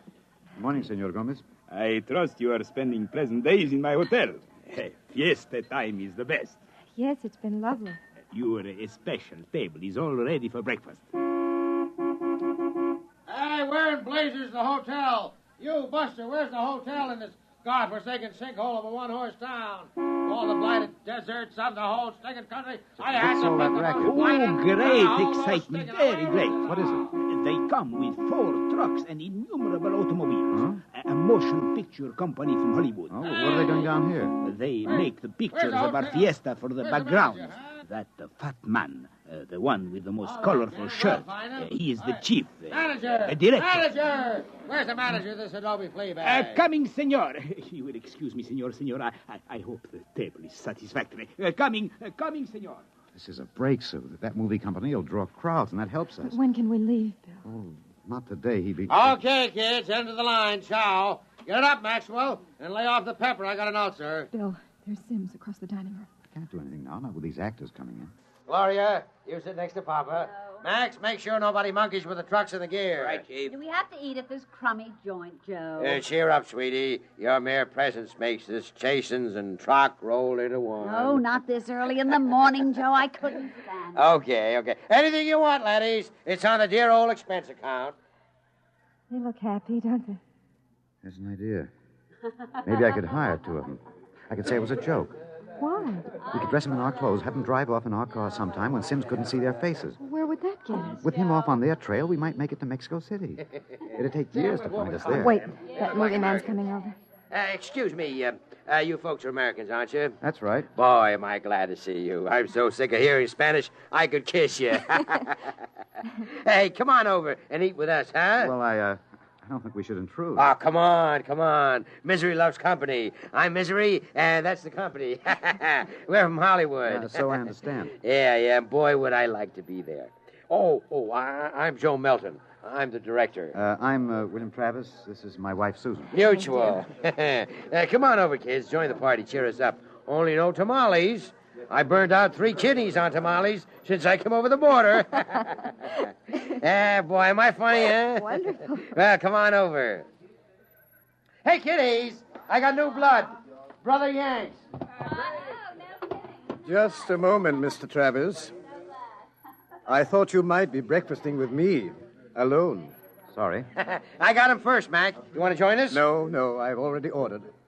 Mr. Travis, I think you'd better talk with me. Say, now. Is this guy giving you trouble? No, it's all right. Then I say the word, and I'll have Max pitch him out in his ear. No, it's all right. We'll be right over, Mr. Melton. Bill. We'll talk to Mr. Sims. Mr. Melton, you sort of keep an eye on us, huh? After all, you found us first. Yeah, sure. Well, come on over soon, kids. Sit down, Mr. Travis. I hope you slept well. Did you? Well, I'm not used to spring mattresses, but there are compensations. I stayed up half the night trying new cigarettes and foods. A whole new spectrum of sensation, these ancient vices. We miss something in our world, don't we? And when we get back here, we try to cram it all in a few short days. We don't know what you're talking about. Still acting, eh? But it's no use. You can't stay in crowds all the time. I'll get you alone soon enough. I'm immensely patient. However, let's come to the point. You know we can't let you get away with this escape. Other people in the year 2155 might get the same idea and do the same thing. And we need people. To fight your wars? Bill. It's all right, Susan. We can talk on his terms now. He's got us. We can't escape. Oh, at last. Really, you've been incredibly romantic, running away from your responsibilities. Running away from horror. Oh, nonsense. Only a war. Only? With half the world dead and the other half dying? Yes, but we can't have you escaping here while we drop off a cliff. Dying people love to know that others died with them. Hey, kids, break it up. We're waiting on you. The longer you keep me waiting, the harder it will go on you. What do you mean? We need you on that bomb project. Return now, and no torture. Torture? Yes. You see, later we'll force you to work, and after you finish the bomb, we'll try a number of complicated new devices on you. Yeah. As you say, you can't escape. We have all the time in the world. Here. Sims, I'll make a deal with you. I'll come back now. If my wife stays here, alive, safe, away from that war. No, Bill, Keep no. quiet, Sue. Well, Sims, you need me for that bomb. You can duplicate her work. It exceeds my authority, but, all right. Meet me in the plaza in 10 minutes. All right. I'll pick you up in the car. Good. We'll drive out into the country to some deserted spot, and I'll have the time travel machine pick us up. Bill, I won't let you. Don't argue, dear. It's settled. Sims, there's one thing. Yes? Last night, instead of calling, you could have broken into our room and got us. Why didn't you? Shall we say that I was enjoying myself? Take this new fine cigar, for example. Wonderful. Wonderful. Do you know that I have 12 boxes up in my room? And liqueurs, creme de menthe, Benedictine, creme de coca, and so many others. And the wine. Oh, I've got the closets full of them. And I shall so hate to leave it all. Well, I'll meet you in the plaza in 10 minutes. Your wife may stay here as long as she wishes. All right, Sims, it's a deal. Don't try anything now, Travis. I know when I'm beat. We just want a few minutes to say goodbye. I shall be seeing you then. Bill, I won't let you do it. I won't let you. Please, I'm going to Susan. tell the truth. I'm going to get help. You can't. The psychological We've block got to there. try. It's our last chance. Hey, aren't you two going to join us? I Mr. thought... Melton, I've got something to tell you, and you've got to believe me. Work, I've Sue. got to try. Now, go ahead, kid. Spill it. You've got to understand. You see, we really... Bill. Bill, my head. Huh? I can't think. My head. Say, you need a bromo, honey. Can't work, Sue. The block's too strong. We better get the car. Bill. Bill, please. Someone's crying. Somebody, please. Breakfast, no time for people to cry. Now, what in the world could a good-looking kid like you find to cry about?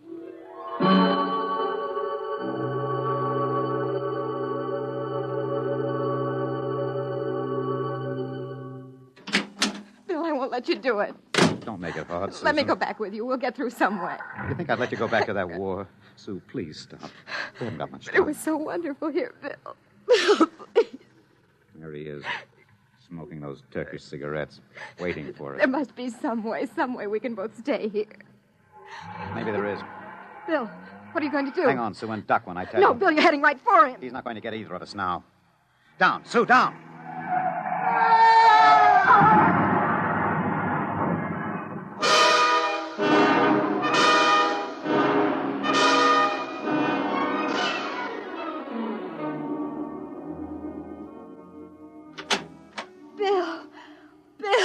Bill. It's all right, darling. It's all right. Oh. It's all over. Darling, this is the mayor. Senora, your husband has been officially cleared in this most unfortunate affair.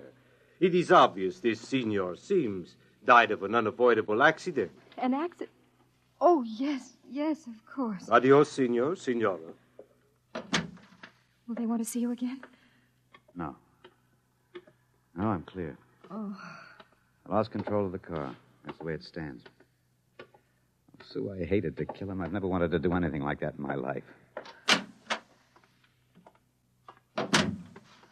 Where shall we go now? Mexico City? The car's in the repair shop. Won't be ready till 4. And we'll get out. Hey there, Travis. Wait up. Oh, it's that movie man, Bill. He was very good to me when they had you in there. Hey, I heard what happened. They sprung you, huh? Great. Yes, it was an accident. Well, lucky you didn't get hurt yourselves. Everything okay now? Yes, I think so. Ah, it's fine.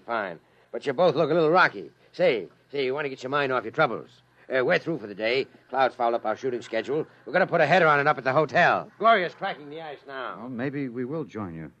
But first I've got to check up on the car. Well, don't miss the party, kiddies. See you upstairs. Bill, I don't think... Relax, honey. We've got the break now. Sims is dead. Before they can put another searcher on our trail, we'll have time to make a clean getaway. How about the car? We won't be ready till 4. We've got a couple of hours to kill. I'm so tired. What you need is a little excitement. We rate a celebration, honey. Well, I guess it would be nice to unwind. Sure. We'll go up to Melton's room, have a couple of drinks, a few laughs. Don't worry, honey. It's all over. We can relax.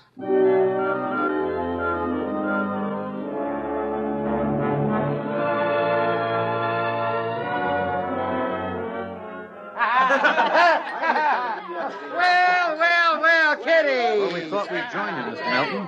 Great. Call me Joe. Gloria, yank another cork. We got company. I'm glad having you. Here you are, kid. You kids ready to drink? Yeah, that was a pretty messy business, but it's all over now, huh? Yes, it's all over. Time to unlax. Grab a glass, honey. Thank you. Hey, quiet, everybody. Quiet. How about a toast to our guests? Well, sure. Huh? Okay. All right. To a very beautiful lady. Lovely enough for the movies. Thank you. Oh, I'm not kidding. That's why I came over to you in the first place. I might even give you a test. Oh, I mean it, honey. You're pretty nice. I could make you a movie star. And take me to Hollywood? At least it'd get us out of Mexico. You're not serious. Well, sure I am. Gloria, how about a refill? Yeah, coming up. That sounds wonderful, doesn't it, Bill? Los Angeles is a pretty crowded city, isn't Crowded? Hey, wait till you see the sunset buzz. Well, you don't really think I could be an actress, do you? You don't have to cheer me up anymore. I'm feeling wonderful now. No, I'm serious. Really? Well, what kind of a film do you think my wife would be good for? Well, I want to do a suspense story. Sort of a war story, you know. Gloria, pour Mr. Travis another glass. A story about a man and a wife. You live in a little house. I'm just ad-libbing this, you understand? Sure. Go on. There's a war on, see? A terrible war, you see. And they live in the year, 2155. Bill. Now, here's the gimmick. They escape into the past, and they kill a man who follows them to bring them back. Gloria Honeypot, get Mr. Travis another glass. He dropped his. Well, sir, this couple takes refuge with a group of movie people.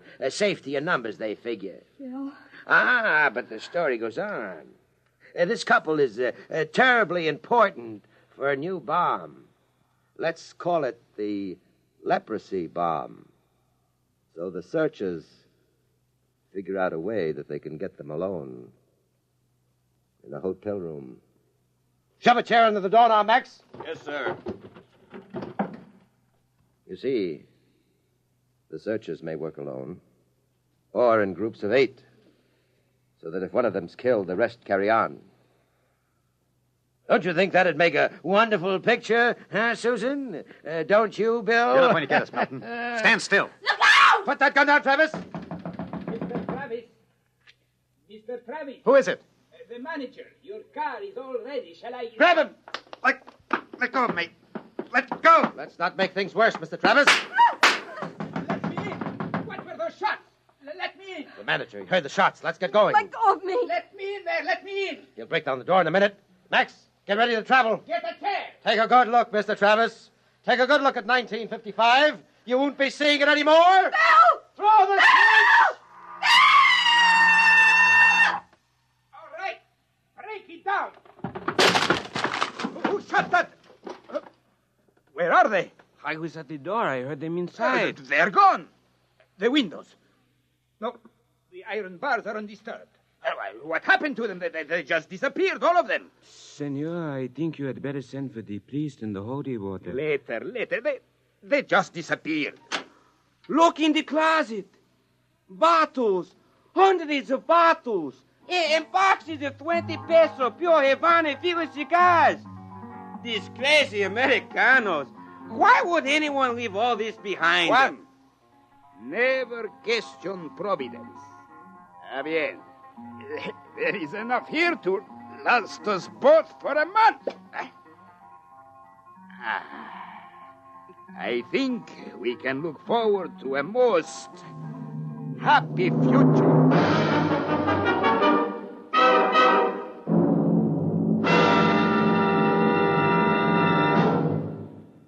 You have just heard X-1, presented by the National Broadcasting Company in cooperation with Street and Smith, publishers of astounding science fiction. Tonight, by transcription, X-1 has brought you To the Future by Ray Bradbury. It was adapted for radio by Ernest Kenoy. Featured in the cast were Terry Keane, Alexander Scourby, Mercer McLeod, Joe DeSantis, Guy Sorrell, Alan Collins, and Stan Early. This is Fred Collins speaking. X-1 was directed by Daniel Sutter and is an NBC Radio Network production.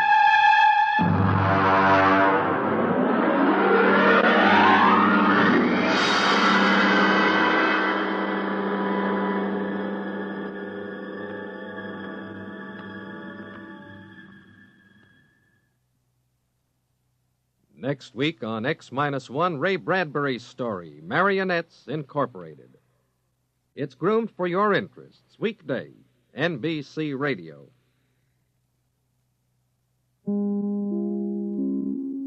Now stay tuned for X-1 on NBC.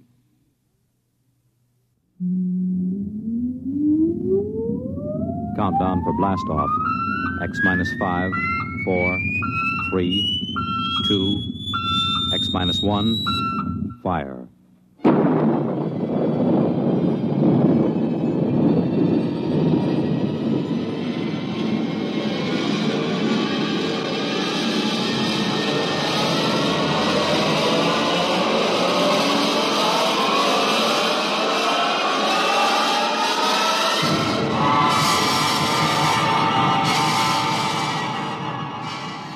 From the far horizons of the unknown come transcribed tales of new dimensions in time and space.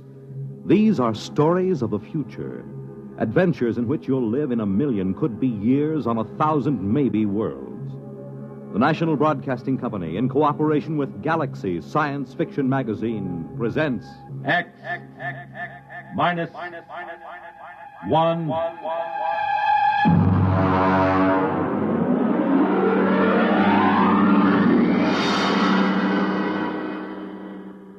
Tonight, Project Mastodon by Clifford D. Simak.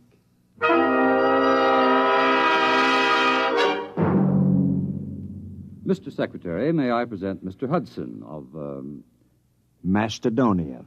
Macedonia. Mr. Hudson, this is the Secretary of State. Honored, sir. Now, as Chief of Protocol for the Department, I've informed All him... right, Mr. Kingston, I haven't much time. I'm due at a meeting of the Senate Foreign Relations Committee at 2. If you pass Mr. Hudson in, I'll assume everything is quite proper. Now then, Mr. Hudson, I understand you've been here several times seeking recognition for your, country. Well, that's right. I had a hard time making your staff believe I was in earnest. And are you, Mr. Hudson? Oh, very much so. You are an American, Mr. Hudson. I assume you are acting as a representative for Macedonia rather than as a principal in the matter. Oh, no. I claim dual citizenship, sir. I am a Macedonian. You pardon me, but I've never heard of your country. Well, it's a new nation, but quite legitimate.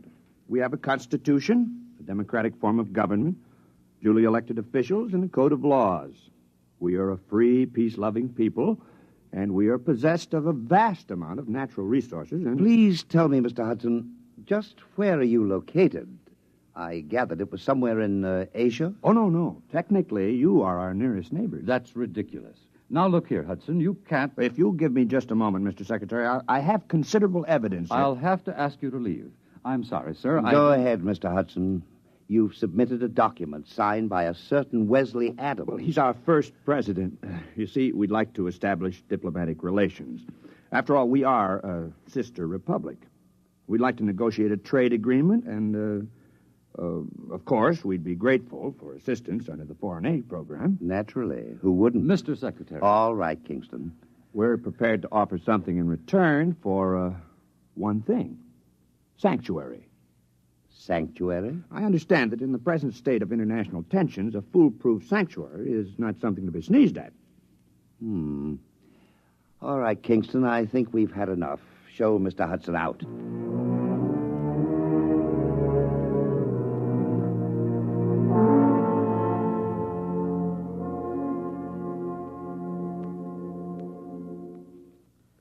All right, let's have the story again.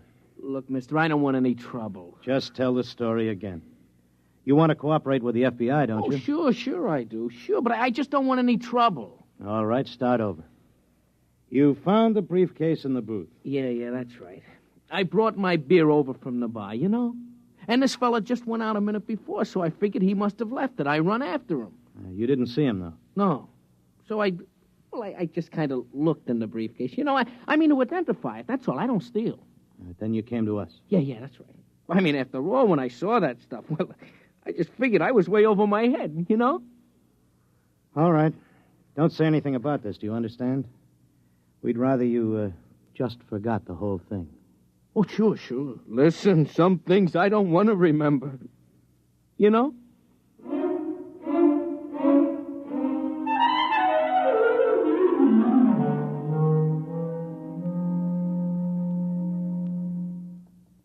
Hello? Is this Dr. Harrison of the Paleontology Department? This is Mr. Jenkins at the Federal Bureau of Investigation. We have some movie film we'd like you to look over. Huh? We acquired it. Big shaggy elephants and tigers with teeth down to their neck. No, it's not fakes. Our labs are sure of that. Whatever is on those films is real. No, we don't know. That's why we called you. We haven't the slightest idea where those pictures were shot. We can't even guess.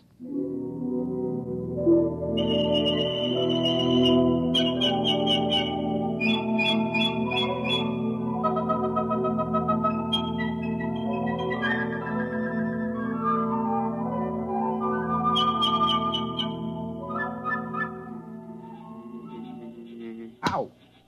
What's the matter, Coop? One of those flying hypodermics.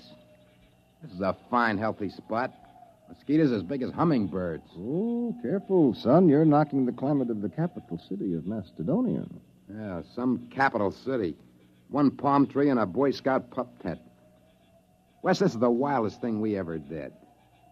What if Chuck can't get back? Chuck Hudson is a man of many parts. Have faith. Supposing they're putting him in jail, or something might happen to the time unit or the helicopter. We should have gone along. Do you think they'll do it, Coop? Who, what? The United States. Do you think they'll recognize us?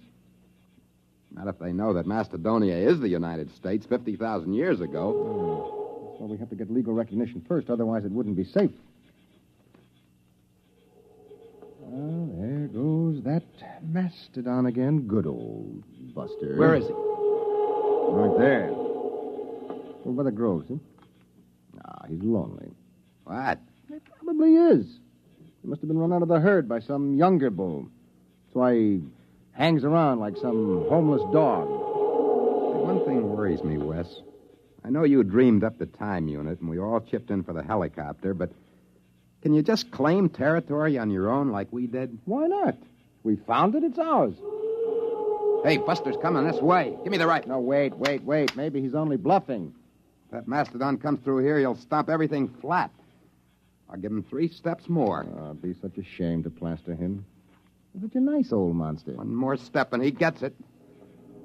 Hey, that's Chuck. He's back. I wish he could fly that helicopter better. He might wreck it. Well, anyway, he scared Buster off.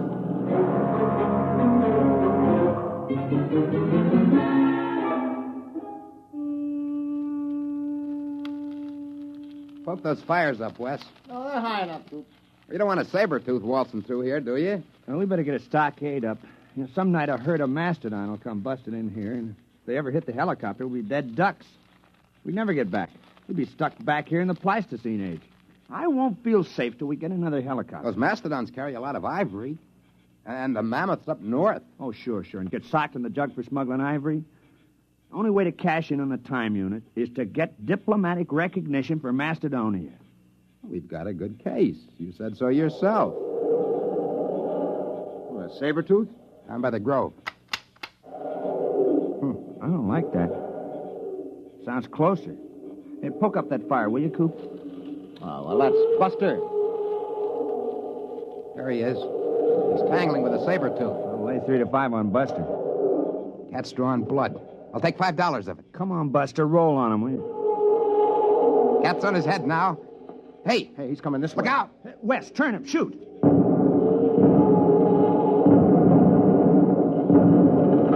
Hey! Got it!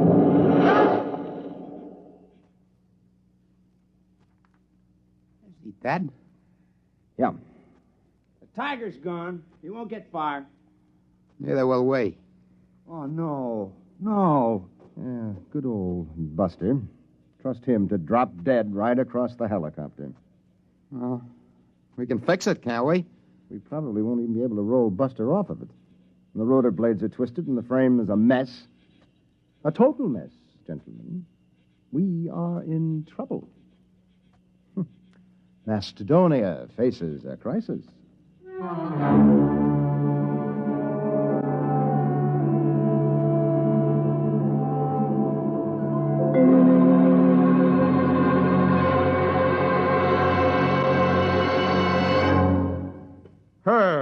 Herb, you're the key man in the administration. You swing a big stick on the hill. You can't give up on Project Mastodon now. Les, it's been 10 years. If they were coming back, they'd be here by now. Look, I've been working on this ever since we got those films. I've traced their lives from the time they were born till the time they disappeared.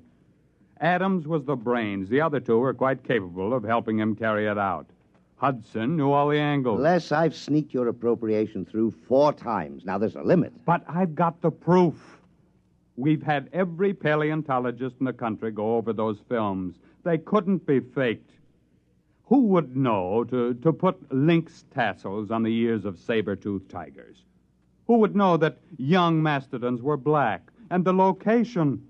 We tracked down Adams' farm just from landmarks in the prehistoric landscape in those films. We've got to contact them. Look, Les, even assuming it's all true, a planet has only a grand total of resources. If we get Adams' device... Time machine. If we exploit resources of prehistoric America, won't we be robbing ourselves of our own heritage? Look, Herb, I've been over all that with the AEC. There's a lot of lead in southwestern Wisconsin. If we go back far enough, we can catch it when it's uranium. The whole research project hasn't turned up a lead on Adams' machine, if it exists. We've got to keep watching that farm. They might return. We've got to keep looking for them, no matter how long it takes.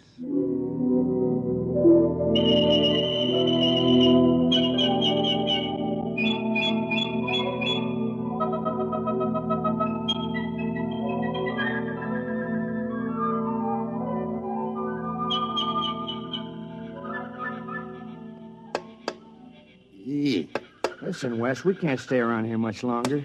Old Buster's getting a little too strong. Yeah, well, I'll have the time unit clear the helicopter in a few minutes. Then we'll just have to move camp upwind. Look at him. It's only 2 days since he dropped dead, bless his heart. Already those vultures are half into him. I'll have him picked clean inside of a week. Give me the hex wrench, will you? Wes, is it all right? The time unit? Well, we won't know until we try it, Coop. And then, of course, it's too late. Well, either does or doesn't. Problem is, how are we going to use it without the copter? Well, couldn't we take a chance on using it on the ground? No, we have to get up in the air. You don't want to take a chance of arriving in the 20th century about 6 feet underground. Wait a minute, Wes. It's got to be higher here than in the 20th century. Look, these hills have stood here since the Jurassic era. They got to be weathered down. Yeah, I know. The only safe way is to build a platform about 12 feet high. That should be enough to clear us. But suppose we come out on the other end 2 feet higher. Well, we fall. Which would you rather do? Take a chance on a broken leg or stay Yeah, here? okay. Now, what do we build the platform out of?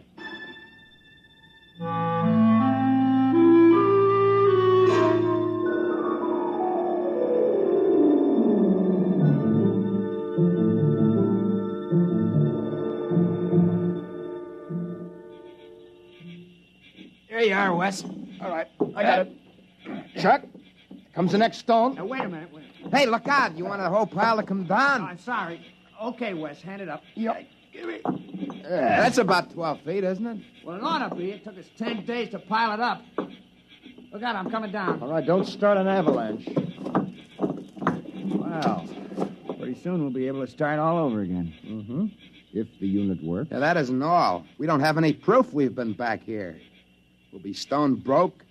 Another helicopter would cost $30,000. Can't walk into a bank and borrow $30,000 to take a short trip to the Stone Age.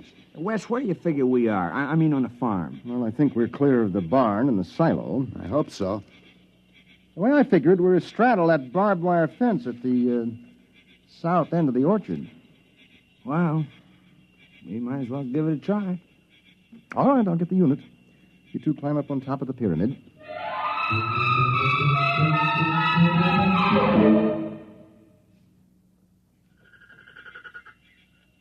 You ready? Think it'll work, Wes? I don't know, Coop. Got pretty well banged up when Buster hit the copter. I haven't got the equipment to check the waveforms. All right, stand around close, bend your knees a little. Might be quite a drop. Go ahead. Push the button. Okay. 1, 2, 3. Nothing. Doesn't work. Well, that's that. We're stuck.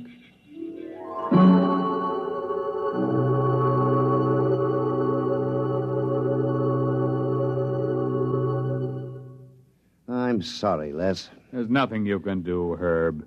You've been out of government for 5 years. If there's anything I can do, the board of directors instructed me to offer you... No, thank you. Well, what are you going to do? I mean, now that you're retired. I bought a farm. Oh? In Wisconsin. Well, you haven't given up, have you? I'm the only one. They closed Project Mastodon down 3 years ago, and they've been hinting ever since that I'd be happier retired. Old Bowers, he's the crackpot from Project Mastodon. I'm sorry, Les, but it has been 20 years. Yes, it has. But think of it. From a military point of view, hidden bases in enemy territory itself, centuries removed in time, yet only seconds away. If we had bases like that and shelters... Relax, Les. It's all over. Sure. It's all over.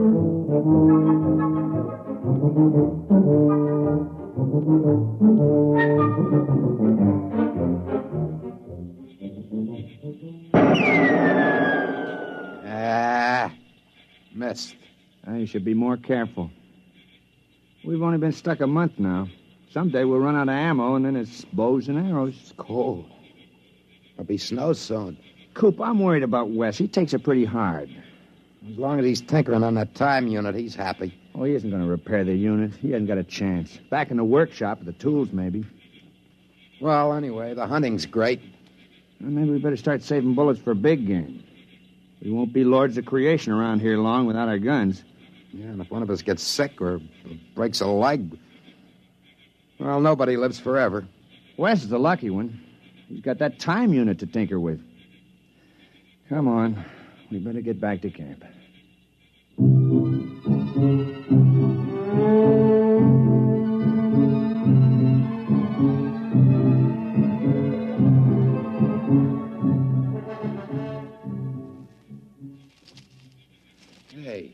Hey, Wes!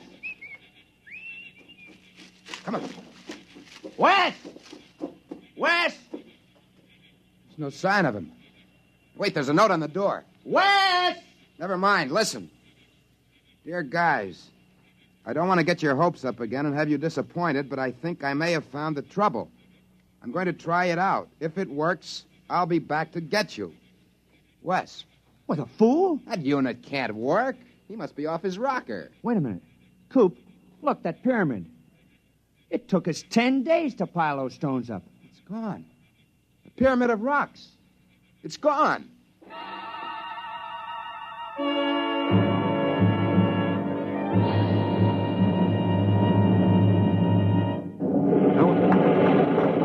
What the? Of all the confounded... What's going on out there? Rocks? Who dumped those rocks? My car, who's out there? It's all right. Don't you move, mister. I got a 45 pointed at you. Well, I can explain. Well, you better. There was a brand new car where you dumped that load of rocks. Who the devil are you? My name is Wesley Adams. Adams? Man, where have you been all these years? Well, I don't suppose you'll believe me, but the fact is... I've been waiting for you for 25 years. The others all gave up. I'm sorry about your car. Oh, never mind. I'll be right down. Now, don't touch a thing. Don't go anywhere.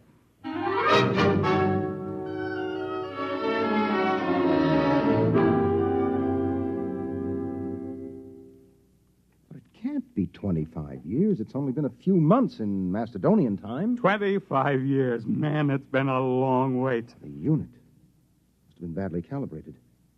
You see, it isn't accurate for more than 50,000 years at a jump if the setting is moved. Well, we better call Washington. I imagine you'll want the same terms as before. Terms? Recognition, economic aid from Macedonia, defense pact. Listen, Adams, you've got those saps over a barrel. You can get anything you want now. The unit. I'll have to calibrate to the day to go back for them. Oh, don't worry about it. You can have every scientist in the country working on it now. Oh, you've got them right where you want them. Hello? Long distance. This is Major General Leslie Bowers, retired. I want to put a call to the President of the United States, White House, Washington. You can tell them I'm placing the call for the President of the Republic of Macedonia.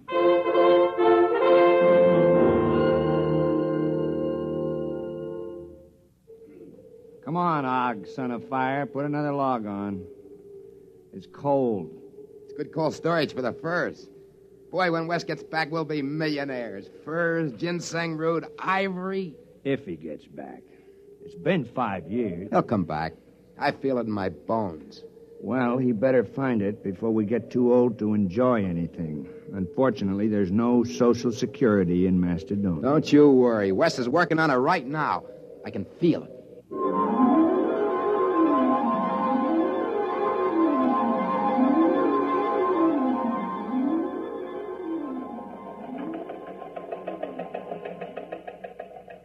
Hello, Charlie.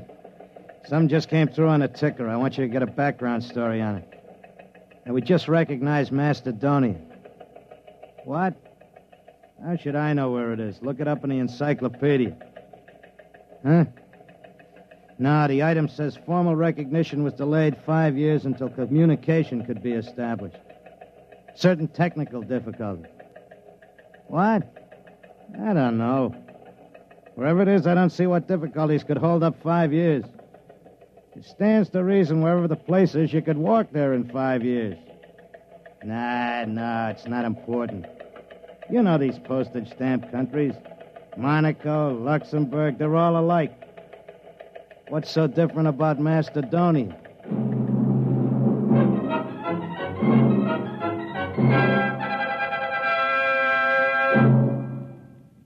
You have just heard X-1, presented by the National Broadcasting Company in cooperation with Galaxy Science Fiction magazine, which this month features the Theodore Sturgeon novelette, The Skills of Xanadu.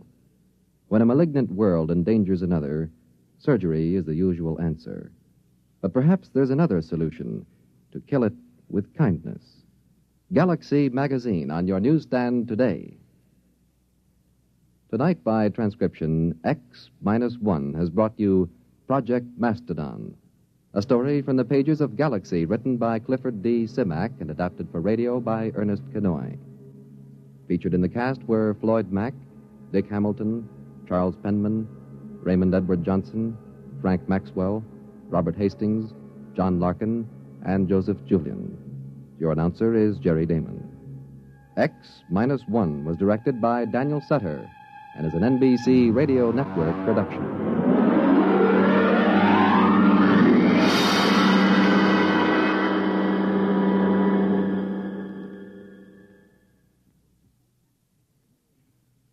Listen next week for the Murray Leinester story, If You Was a Mocklin. A tale in which the childlike natives of a strange planet pull a real switch on a red-headed female witch, and everyone doubles in brass.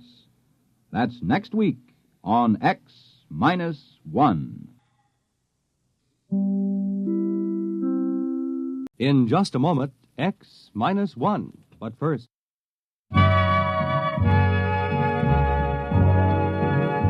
You are listening to the distinctive style of Claude Thornhill, one of today's top musicians and band leaders. It's popular music with all the beauty of a classical symphony. And there are more fine arrangements by Claude Thornhill all this week when he makes his appearance on NBC Bandstand. In addition, you're treated to the inimitable beat and rhythm of master jazzman Lionel Hampton. Join MCs Bert Parks and Dick Hames all this week on NBC Bandstand. And now stay tuned for X-1 on NBC. Countdown for blast off. X-5, 4, 3, 2, X-1, fire.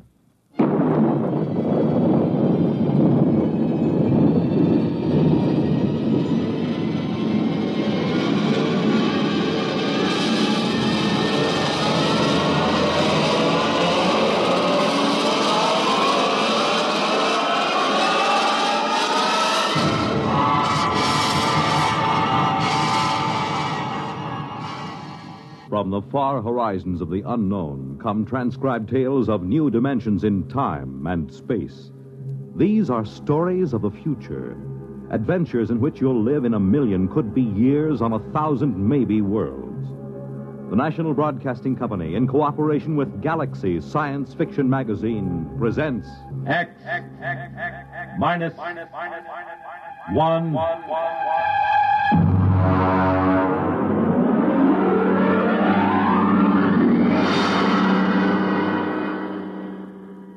Tonight's story, The Snowball Effect, by Catherine McLean.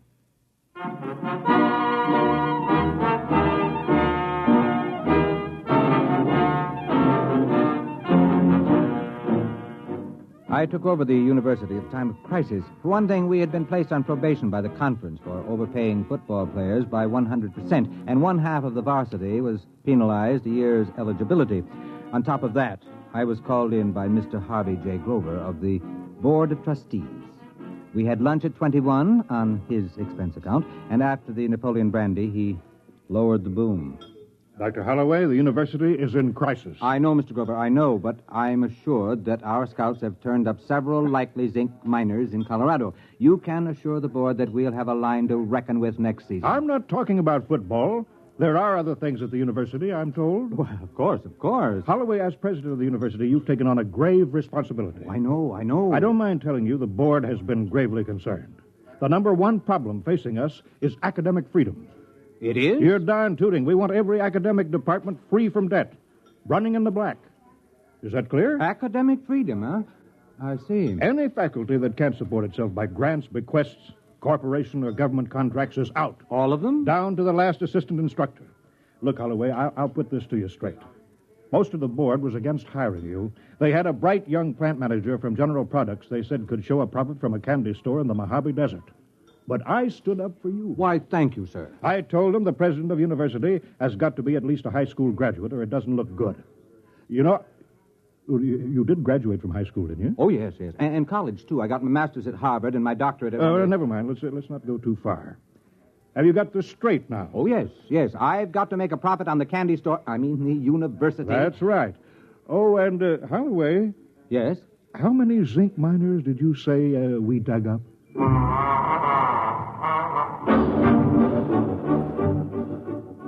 I started in with anthropology, astronomy, astrophysics, agriculture. Almost all the departments could show a nice, healthy contract from the Department of Defense for research, or from some corporation. Even the classical wing came out okay. They were being subsidized by a pride of Texas millionaires who thought it was cute to have original Greek and Latin tombstones set in concrete on their patios. One fellow from Galveston gave a classical barbecue featuring a swimming pool with pornographic marbles from Pompeii set around the scum gutter. I ran into my first problem when I got to sociology. Now, look, Dr. Caswell, I'll be frank with you. I'm paid to make sure this institution doesn't come out on the short end of the stick. Well, that's a quaint expression. I got it from Mr. Grover of the Board of Trustees, so you can see this is no time for kidding ourselves. Can sociology pull its own weight? What is it? Sociology is the study of social institutions. Now look, Caswell, to the Board of Trustees, sociology sounds like socialism, and nothing can sound worse than that. Come on now, what are you doing that's worth anything? My dear sir. And don't wrinkle your nostrils at me, Caswell. If you've allergies, take an antihistamine. If not, just answer my question. This department's analysis of institutional accretion by the use of open system mathematics has been recognized as an outstanding and valuable contribution to... Valuable in what way? Well, since the Depression, Washington has been using sociological studies of employment, labor, and standards of living as a basis for its general policies Please, Professor, stick to brass tacks and leave Washington out of this. What specifically has the work of this specific department done that would make it as worthy to receive money as, say, a heart research fund? Fundamental research doesn't show immediate effects, Dr. Holloway, but the value is recognized. Caswell, all the other departments have managed to squeak by. You're the last one. Unless you can toe the mark, there'll be 14 sociologists testing the institutional efficiency of unemployment insurance as an instrument of economic policy.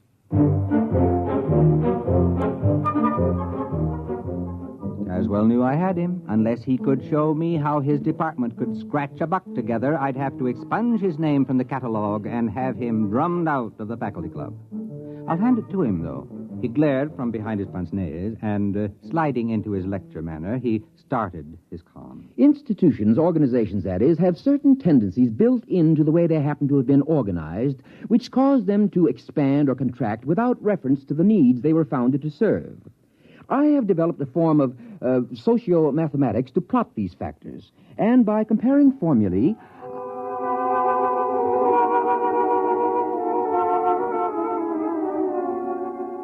Is it all perfectly clear to you? Well, it wasn't to me either.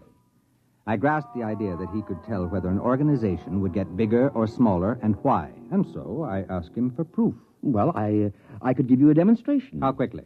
6 months. All right, let's see. We've got a basketball team averaging 7 feet. That ought to keep the board busy till spring. And after that, that bonus pitcher we stole from the Milwaukee Braves. All right, Caswell, you've got 6 months.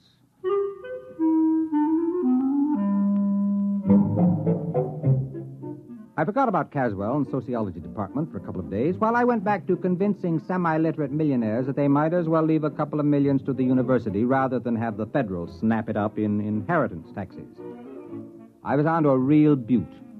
A button manufacturer with a bad heart who could go any minute, who wanted to endow a scholarship for needy and intellectually gifted lacrosse players. When Caswell came back to see me, we had lunch at the student cafeteria on my expense account. And he explained. Ever hear of feedback effects? Is it something to do with reducing overweight co-eds? No, it's a mathematical term.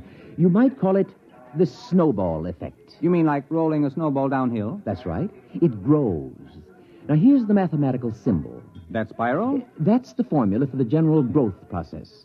Do you understand the equation? Why, no. It accounts for all sorts of institutional growth. The Roman Empire, Alexander, the Masons, the spread of tobacco, anything. You see, when the snowball becomes too heavy for the cohesion strength of snow, it breaks apart. Now, we've decided to run the test on an organization and make it grow according to the formula. I see. You're going to use some club or lodge or something as a guinea pig. If you could follow the equation, you'd see I've built a pattern of a cogent reason for the ins to drag in new members from the outs, and an urgent factor to prevent anyone from resigning. That's this Greek symbol here. Kappa for compulsion.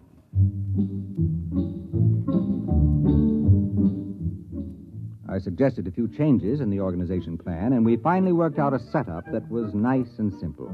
We put our heads closer together and tried to pick the best place for a demonstration. It should be small enough to observe, and yet large enough to be statistically significant. How about Passaic, New Jersey? My sister lives there. Oh, let's make it Watershaw. I have some student sociological surveys of it already. We can pick a suitable group from that. We've got to make this an ironclad demonstration. We'll have to pick some little 2-foot nothing club that nobody would ever expect to grow. Some miserable, pathetic little organization.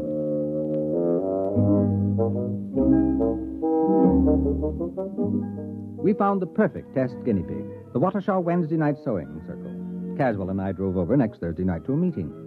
They always met Thursday night, except every once in a while when the chairlady forgot to have her hair set, in which case they met Friday. Girls! Ladies! Girls! We have business to conduct, girls. Helen, please. The regular meeting is now called to order. Bernice? Just a minute, dear. Will the secretary... Bernice? You're out of order, dear. It's not a regular meeting. But of course it is. It's Thursday, isn't it? I distinctly remember when we had that special meeting on Tuesday for Toby's baby shower. We adjourned sine or die when she started to have pains. Oh, my goodness, it was false labor. That certainly doesn't count. But this meeting is just a continuation of the other one. Oh. How do you feel, Toby? Fine. A little out of breath. Did you try a little dry toast just before climbing the stairs? But, Bernice... My doctor said to breathe deeply through my nose and to have Henry tie my shoes for me. Well, I'd like to see Alfred tie anything for me. It's 3 years since I dared get a dress that zipped up the back. Madam Chairman, I rise to a point of order. Well, my goodness, Helen, you don't have to be a martyr about it.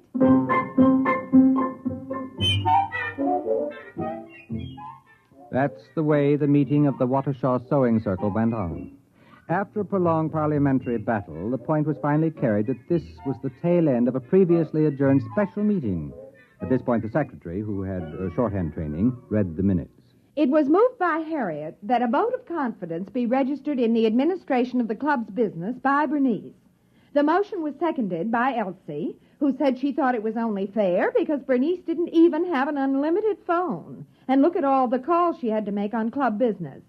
The motion was amended by Joan to include Bernice Calloway as well as Bernice Hackett, because with 2 Bernices, the whole thing would be confusing, and it didn't seem fair to discriminate between Bernices, because Bernice Calloway didn't have an unlimited phone either, and besides, her phone was way upstairs in the bedroom without even a kitchen extension. The motion was defeated because of the lack of a quorum.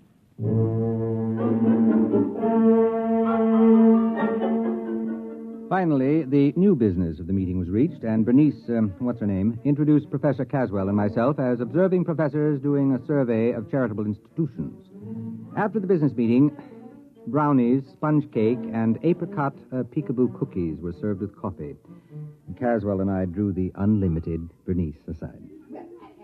You see, Mrs. Hackett, I've been making a few notes on a slightly modified constitution and bylaws for your organization. You have? You see, it all depends on having a competent and capable lady in charge. Oh, yes. Yes, frankly, I see. Frankly, this plan would be dangerous unless there was a woman of great character elected to the post of chairlady. Well, of course. You see, there are several ways of, influencing an election. That's why it's important that only the right people fully understand this. Oh, you're right. Absolutely. Why, the organization was just floundering before the last election. Now, can I see those plans, Professor? They sound like they're just what we need. Naturally, she was hooked. As Caswell buttered her up, her eyes began to gleam, and she studied the simple little bylaws and constitution the professor had drawn up, nodding happily as the classic beauty of the scheme struck home. The meeting broke up when, after 4 brownies and a wedge of butterscotch cashew angel food surprise, Toby started to have real labor pains. We found out later it was a 9.5-pound boy. Caswell and I left the meeting and stopped for a pizza and beer to get the taste of the apricot peekaboo cookies out of our mouths. Well, there you are, Dr. Holloway. They adopted our bylaws with only 1 dissenting vote. I don't like that secretary. She's a spoiler, always suspicious. My first wife was like that. Don't worry, she hasn't got a chance. That Bernice woman has clear sailing under my equations. It's rigged to favor an aggressive extrovert over the paranoidal personality. You're sure it'll work now? I'd stake my academic reputation on it. You have? Don't worry, Dr. Holloway. We've given that sewing circle more growth drives than the Roman Empire.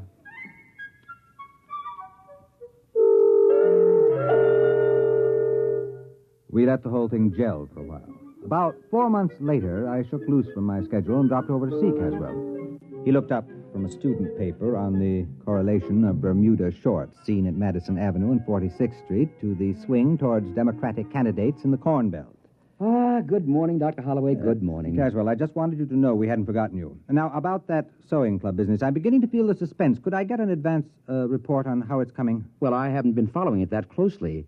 We're supposed to let it run the full 6 months and then check. But I'm curious. Could I get in touch with that woman? What's her name? Bernice something? Hackett. Bernice Hackett. Would it change the results if we checked it now? Not in the slightest. If you want to graph the membership rise, it should be going up in a long curve, probably doubling ever so often. Well, if it's not rising, you're fired, you know. If it's not rising, you won't have to fire me. I'll burn my books and shoot myself.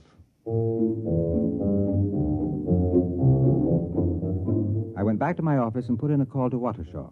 Mrs. Hackett wasn't in. The maid informed me she was at the meeting. That sounded better. If the sewing circle was meeting on a Saturday, then maybe Caswell had a chance. But she wasn't going to a sewing circle meeting. There was another organization, the Civic Welfare League. I hung up the phone and thought about poor Caswell. If the sewing circle had really gone up the flue, he was on his way up with it. I decided to go over to Watershaw and check to give the poor old goat the benefit of the doubt. The meeting of the Welfare League was in the Knights of Columbus building, a tremendous pile used for dozens of club meetings at a time. There was some kind of political rally going on in the main hall. Streets were jammed, and I figured I was going to have a tough time finding the little back room where the Civic Welfare League was meeting. I figured they must be in a pretty bad way trying to hold a meeting in competition with a brawl like the one in the main room. Right this way, look, sir. Miss, I'm looking for a small meeting. Well, here you are. Membership application, song sheet, bylaws, and pledge. No, you don't understand. I don't want want that's all right. You can keep it. It's a new membership kit. Everyone's supposed to have it. We've just printed up 6,000 copies to make sure there'll be enough for this meeting. No, you don't understand, Miss. I'm looking for the meeting of the Civic Welfare League. Well, this is it. No, I mean the one with Mrs. Hackett. Bernice Hackett. Do you know her? Well, there she is up on the speaker's platform. And now, after the ushers have passed among you with membership blanks, it is time to rededicate ourselves to the principles we stand for. With a bright and glowing future, the best people in the best planned town in the country, the jewel of the United States. All we need is more members. Now get out there and recruit! Recruit! Recruit!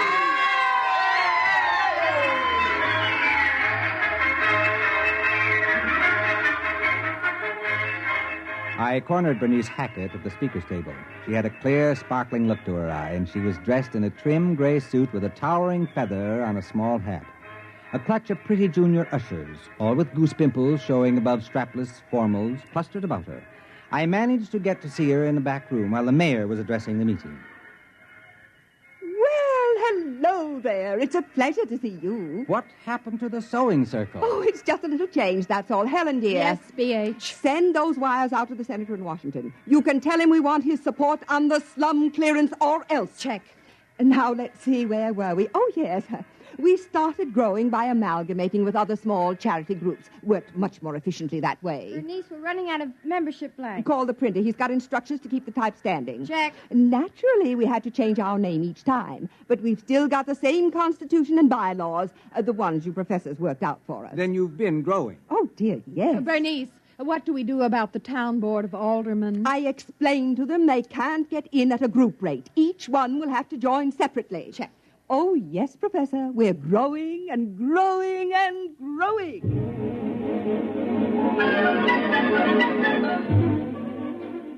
I kept close watch on the the Civic Welfare League for the rest of the month. Evidently, they'd swallowed up the real estate organization because they came out with a plan to attract new industries to town, and there was a gimmick splitting up the profits among club members only. It was the same provision Caswell built in to split up profits from dues and fines, but now it was operating in the 100,000s. I graphed the rise in membership, and it went up like the first rise in a roller coaster. I went over to Caswell's office to tell him the good news. Naturally, I knew the equations would work. Well, don't be so calm about it. With a demonstration like this, I can get all kinds of grants and funds for the sociology department.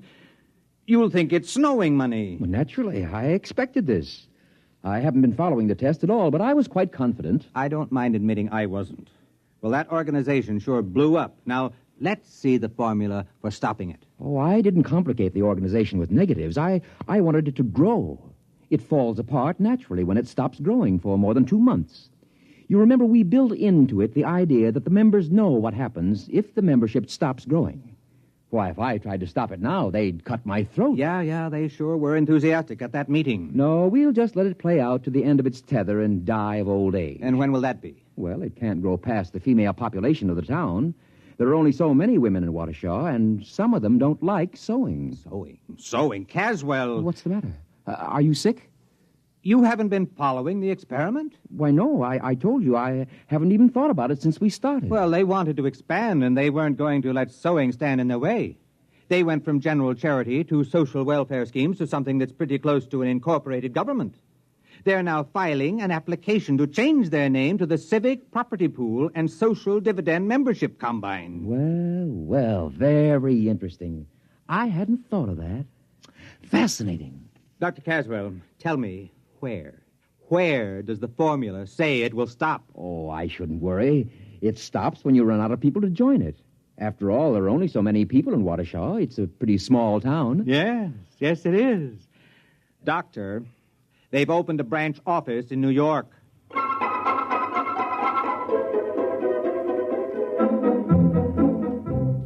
Caswell got out his slide rule then, and we went over the charts I had been keeping. He ran the results through the physics department's new analog computer to check the results.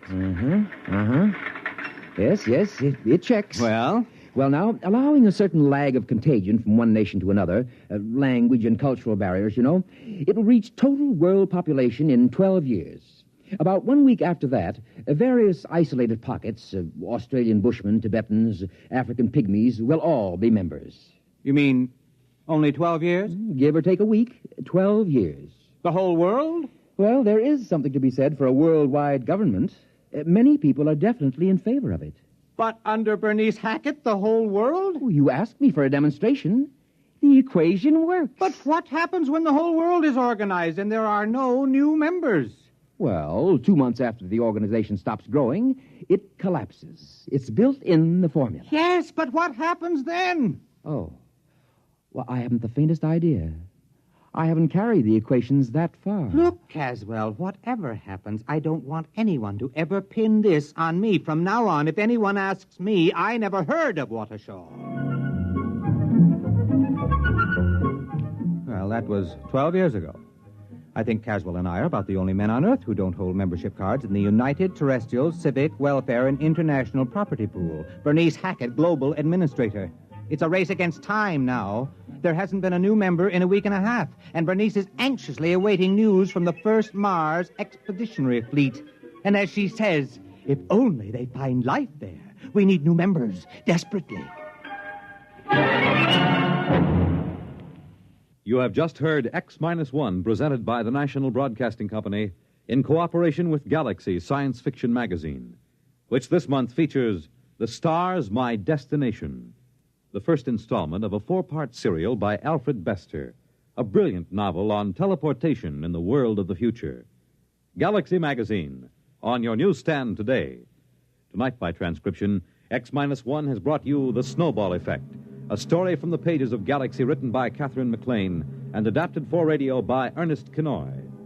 Featured in the cast were Ted Osborne, Wendell Holmes, Warren Parker, Audrey Blum, Mary Patton, Patsy O'Shea, and Peggy Allenby.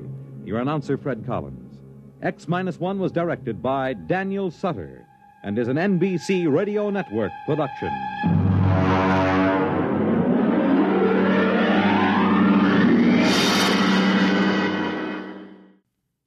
Thousands of hearts are being saved today, and many persons with heart disease are learning how to live happier and more useful lives. The fact is, most heart patients can keep on working, often at the same job. This progress is the result of intensive medical research which you support when you give to the Heart Fund. Send a contribution now to your local Heart Association or to Heart, care of your post office. When you help your Heart Fund, you help your heart. Only NBC Radio brings you the whole convention story. Listen tonight.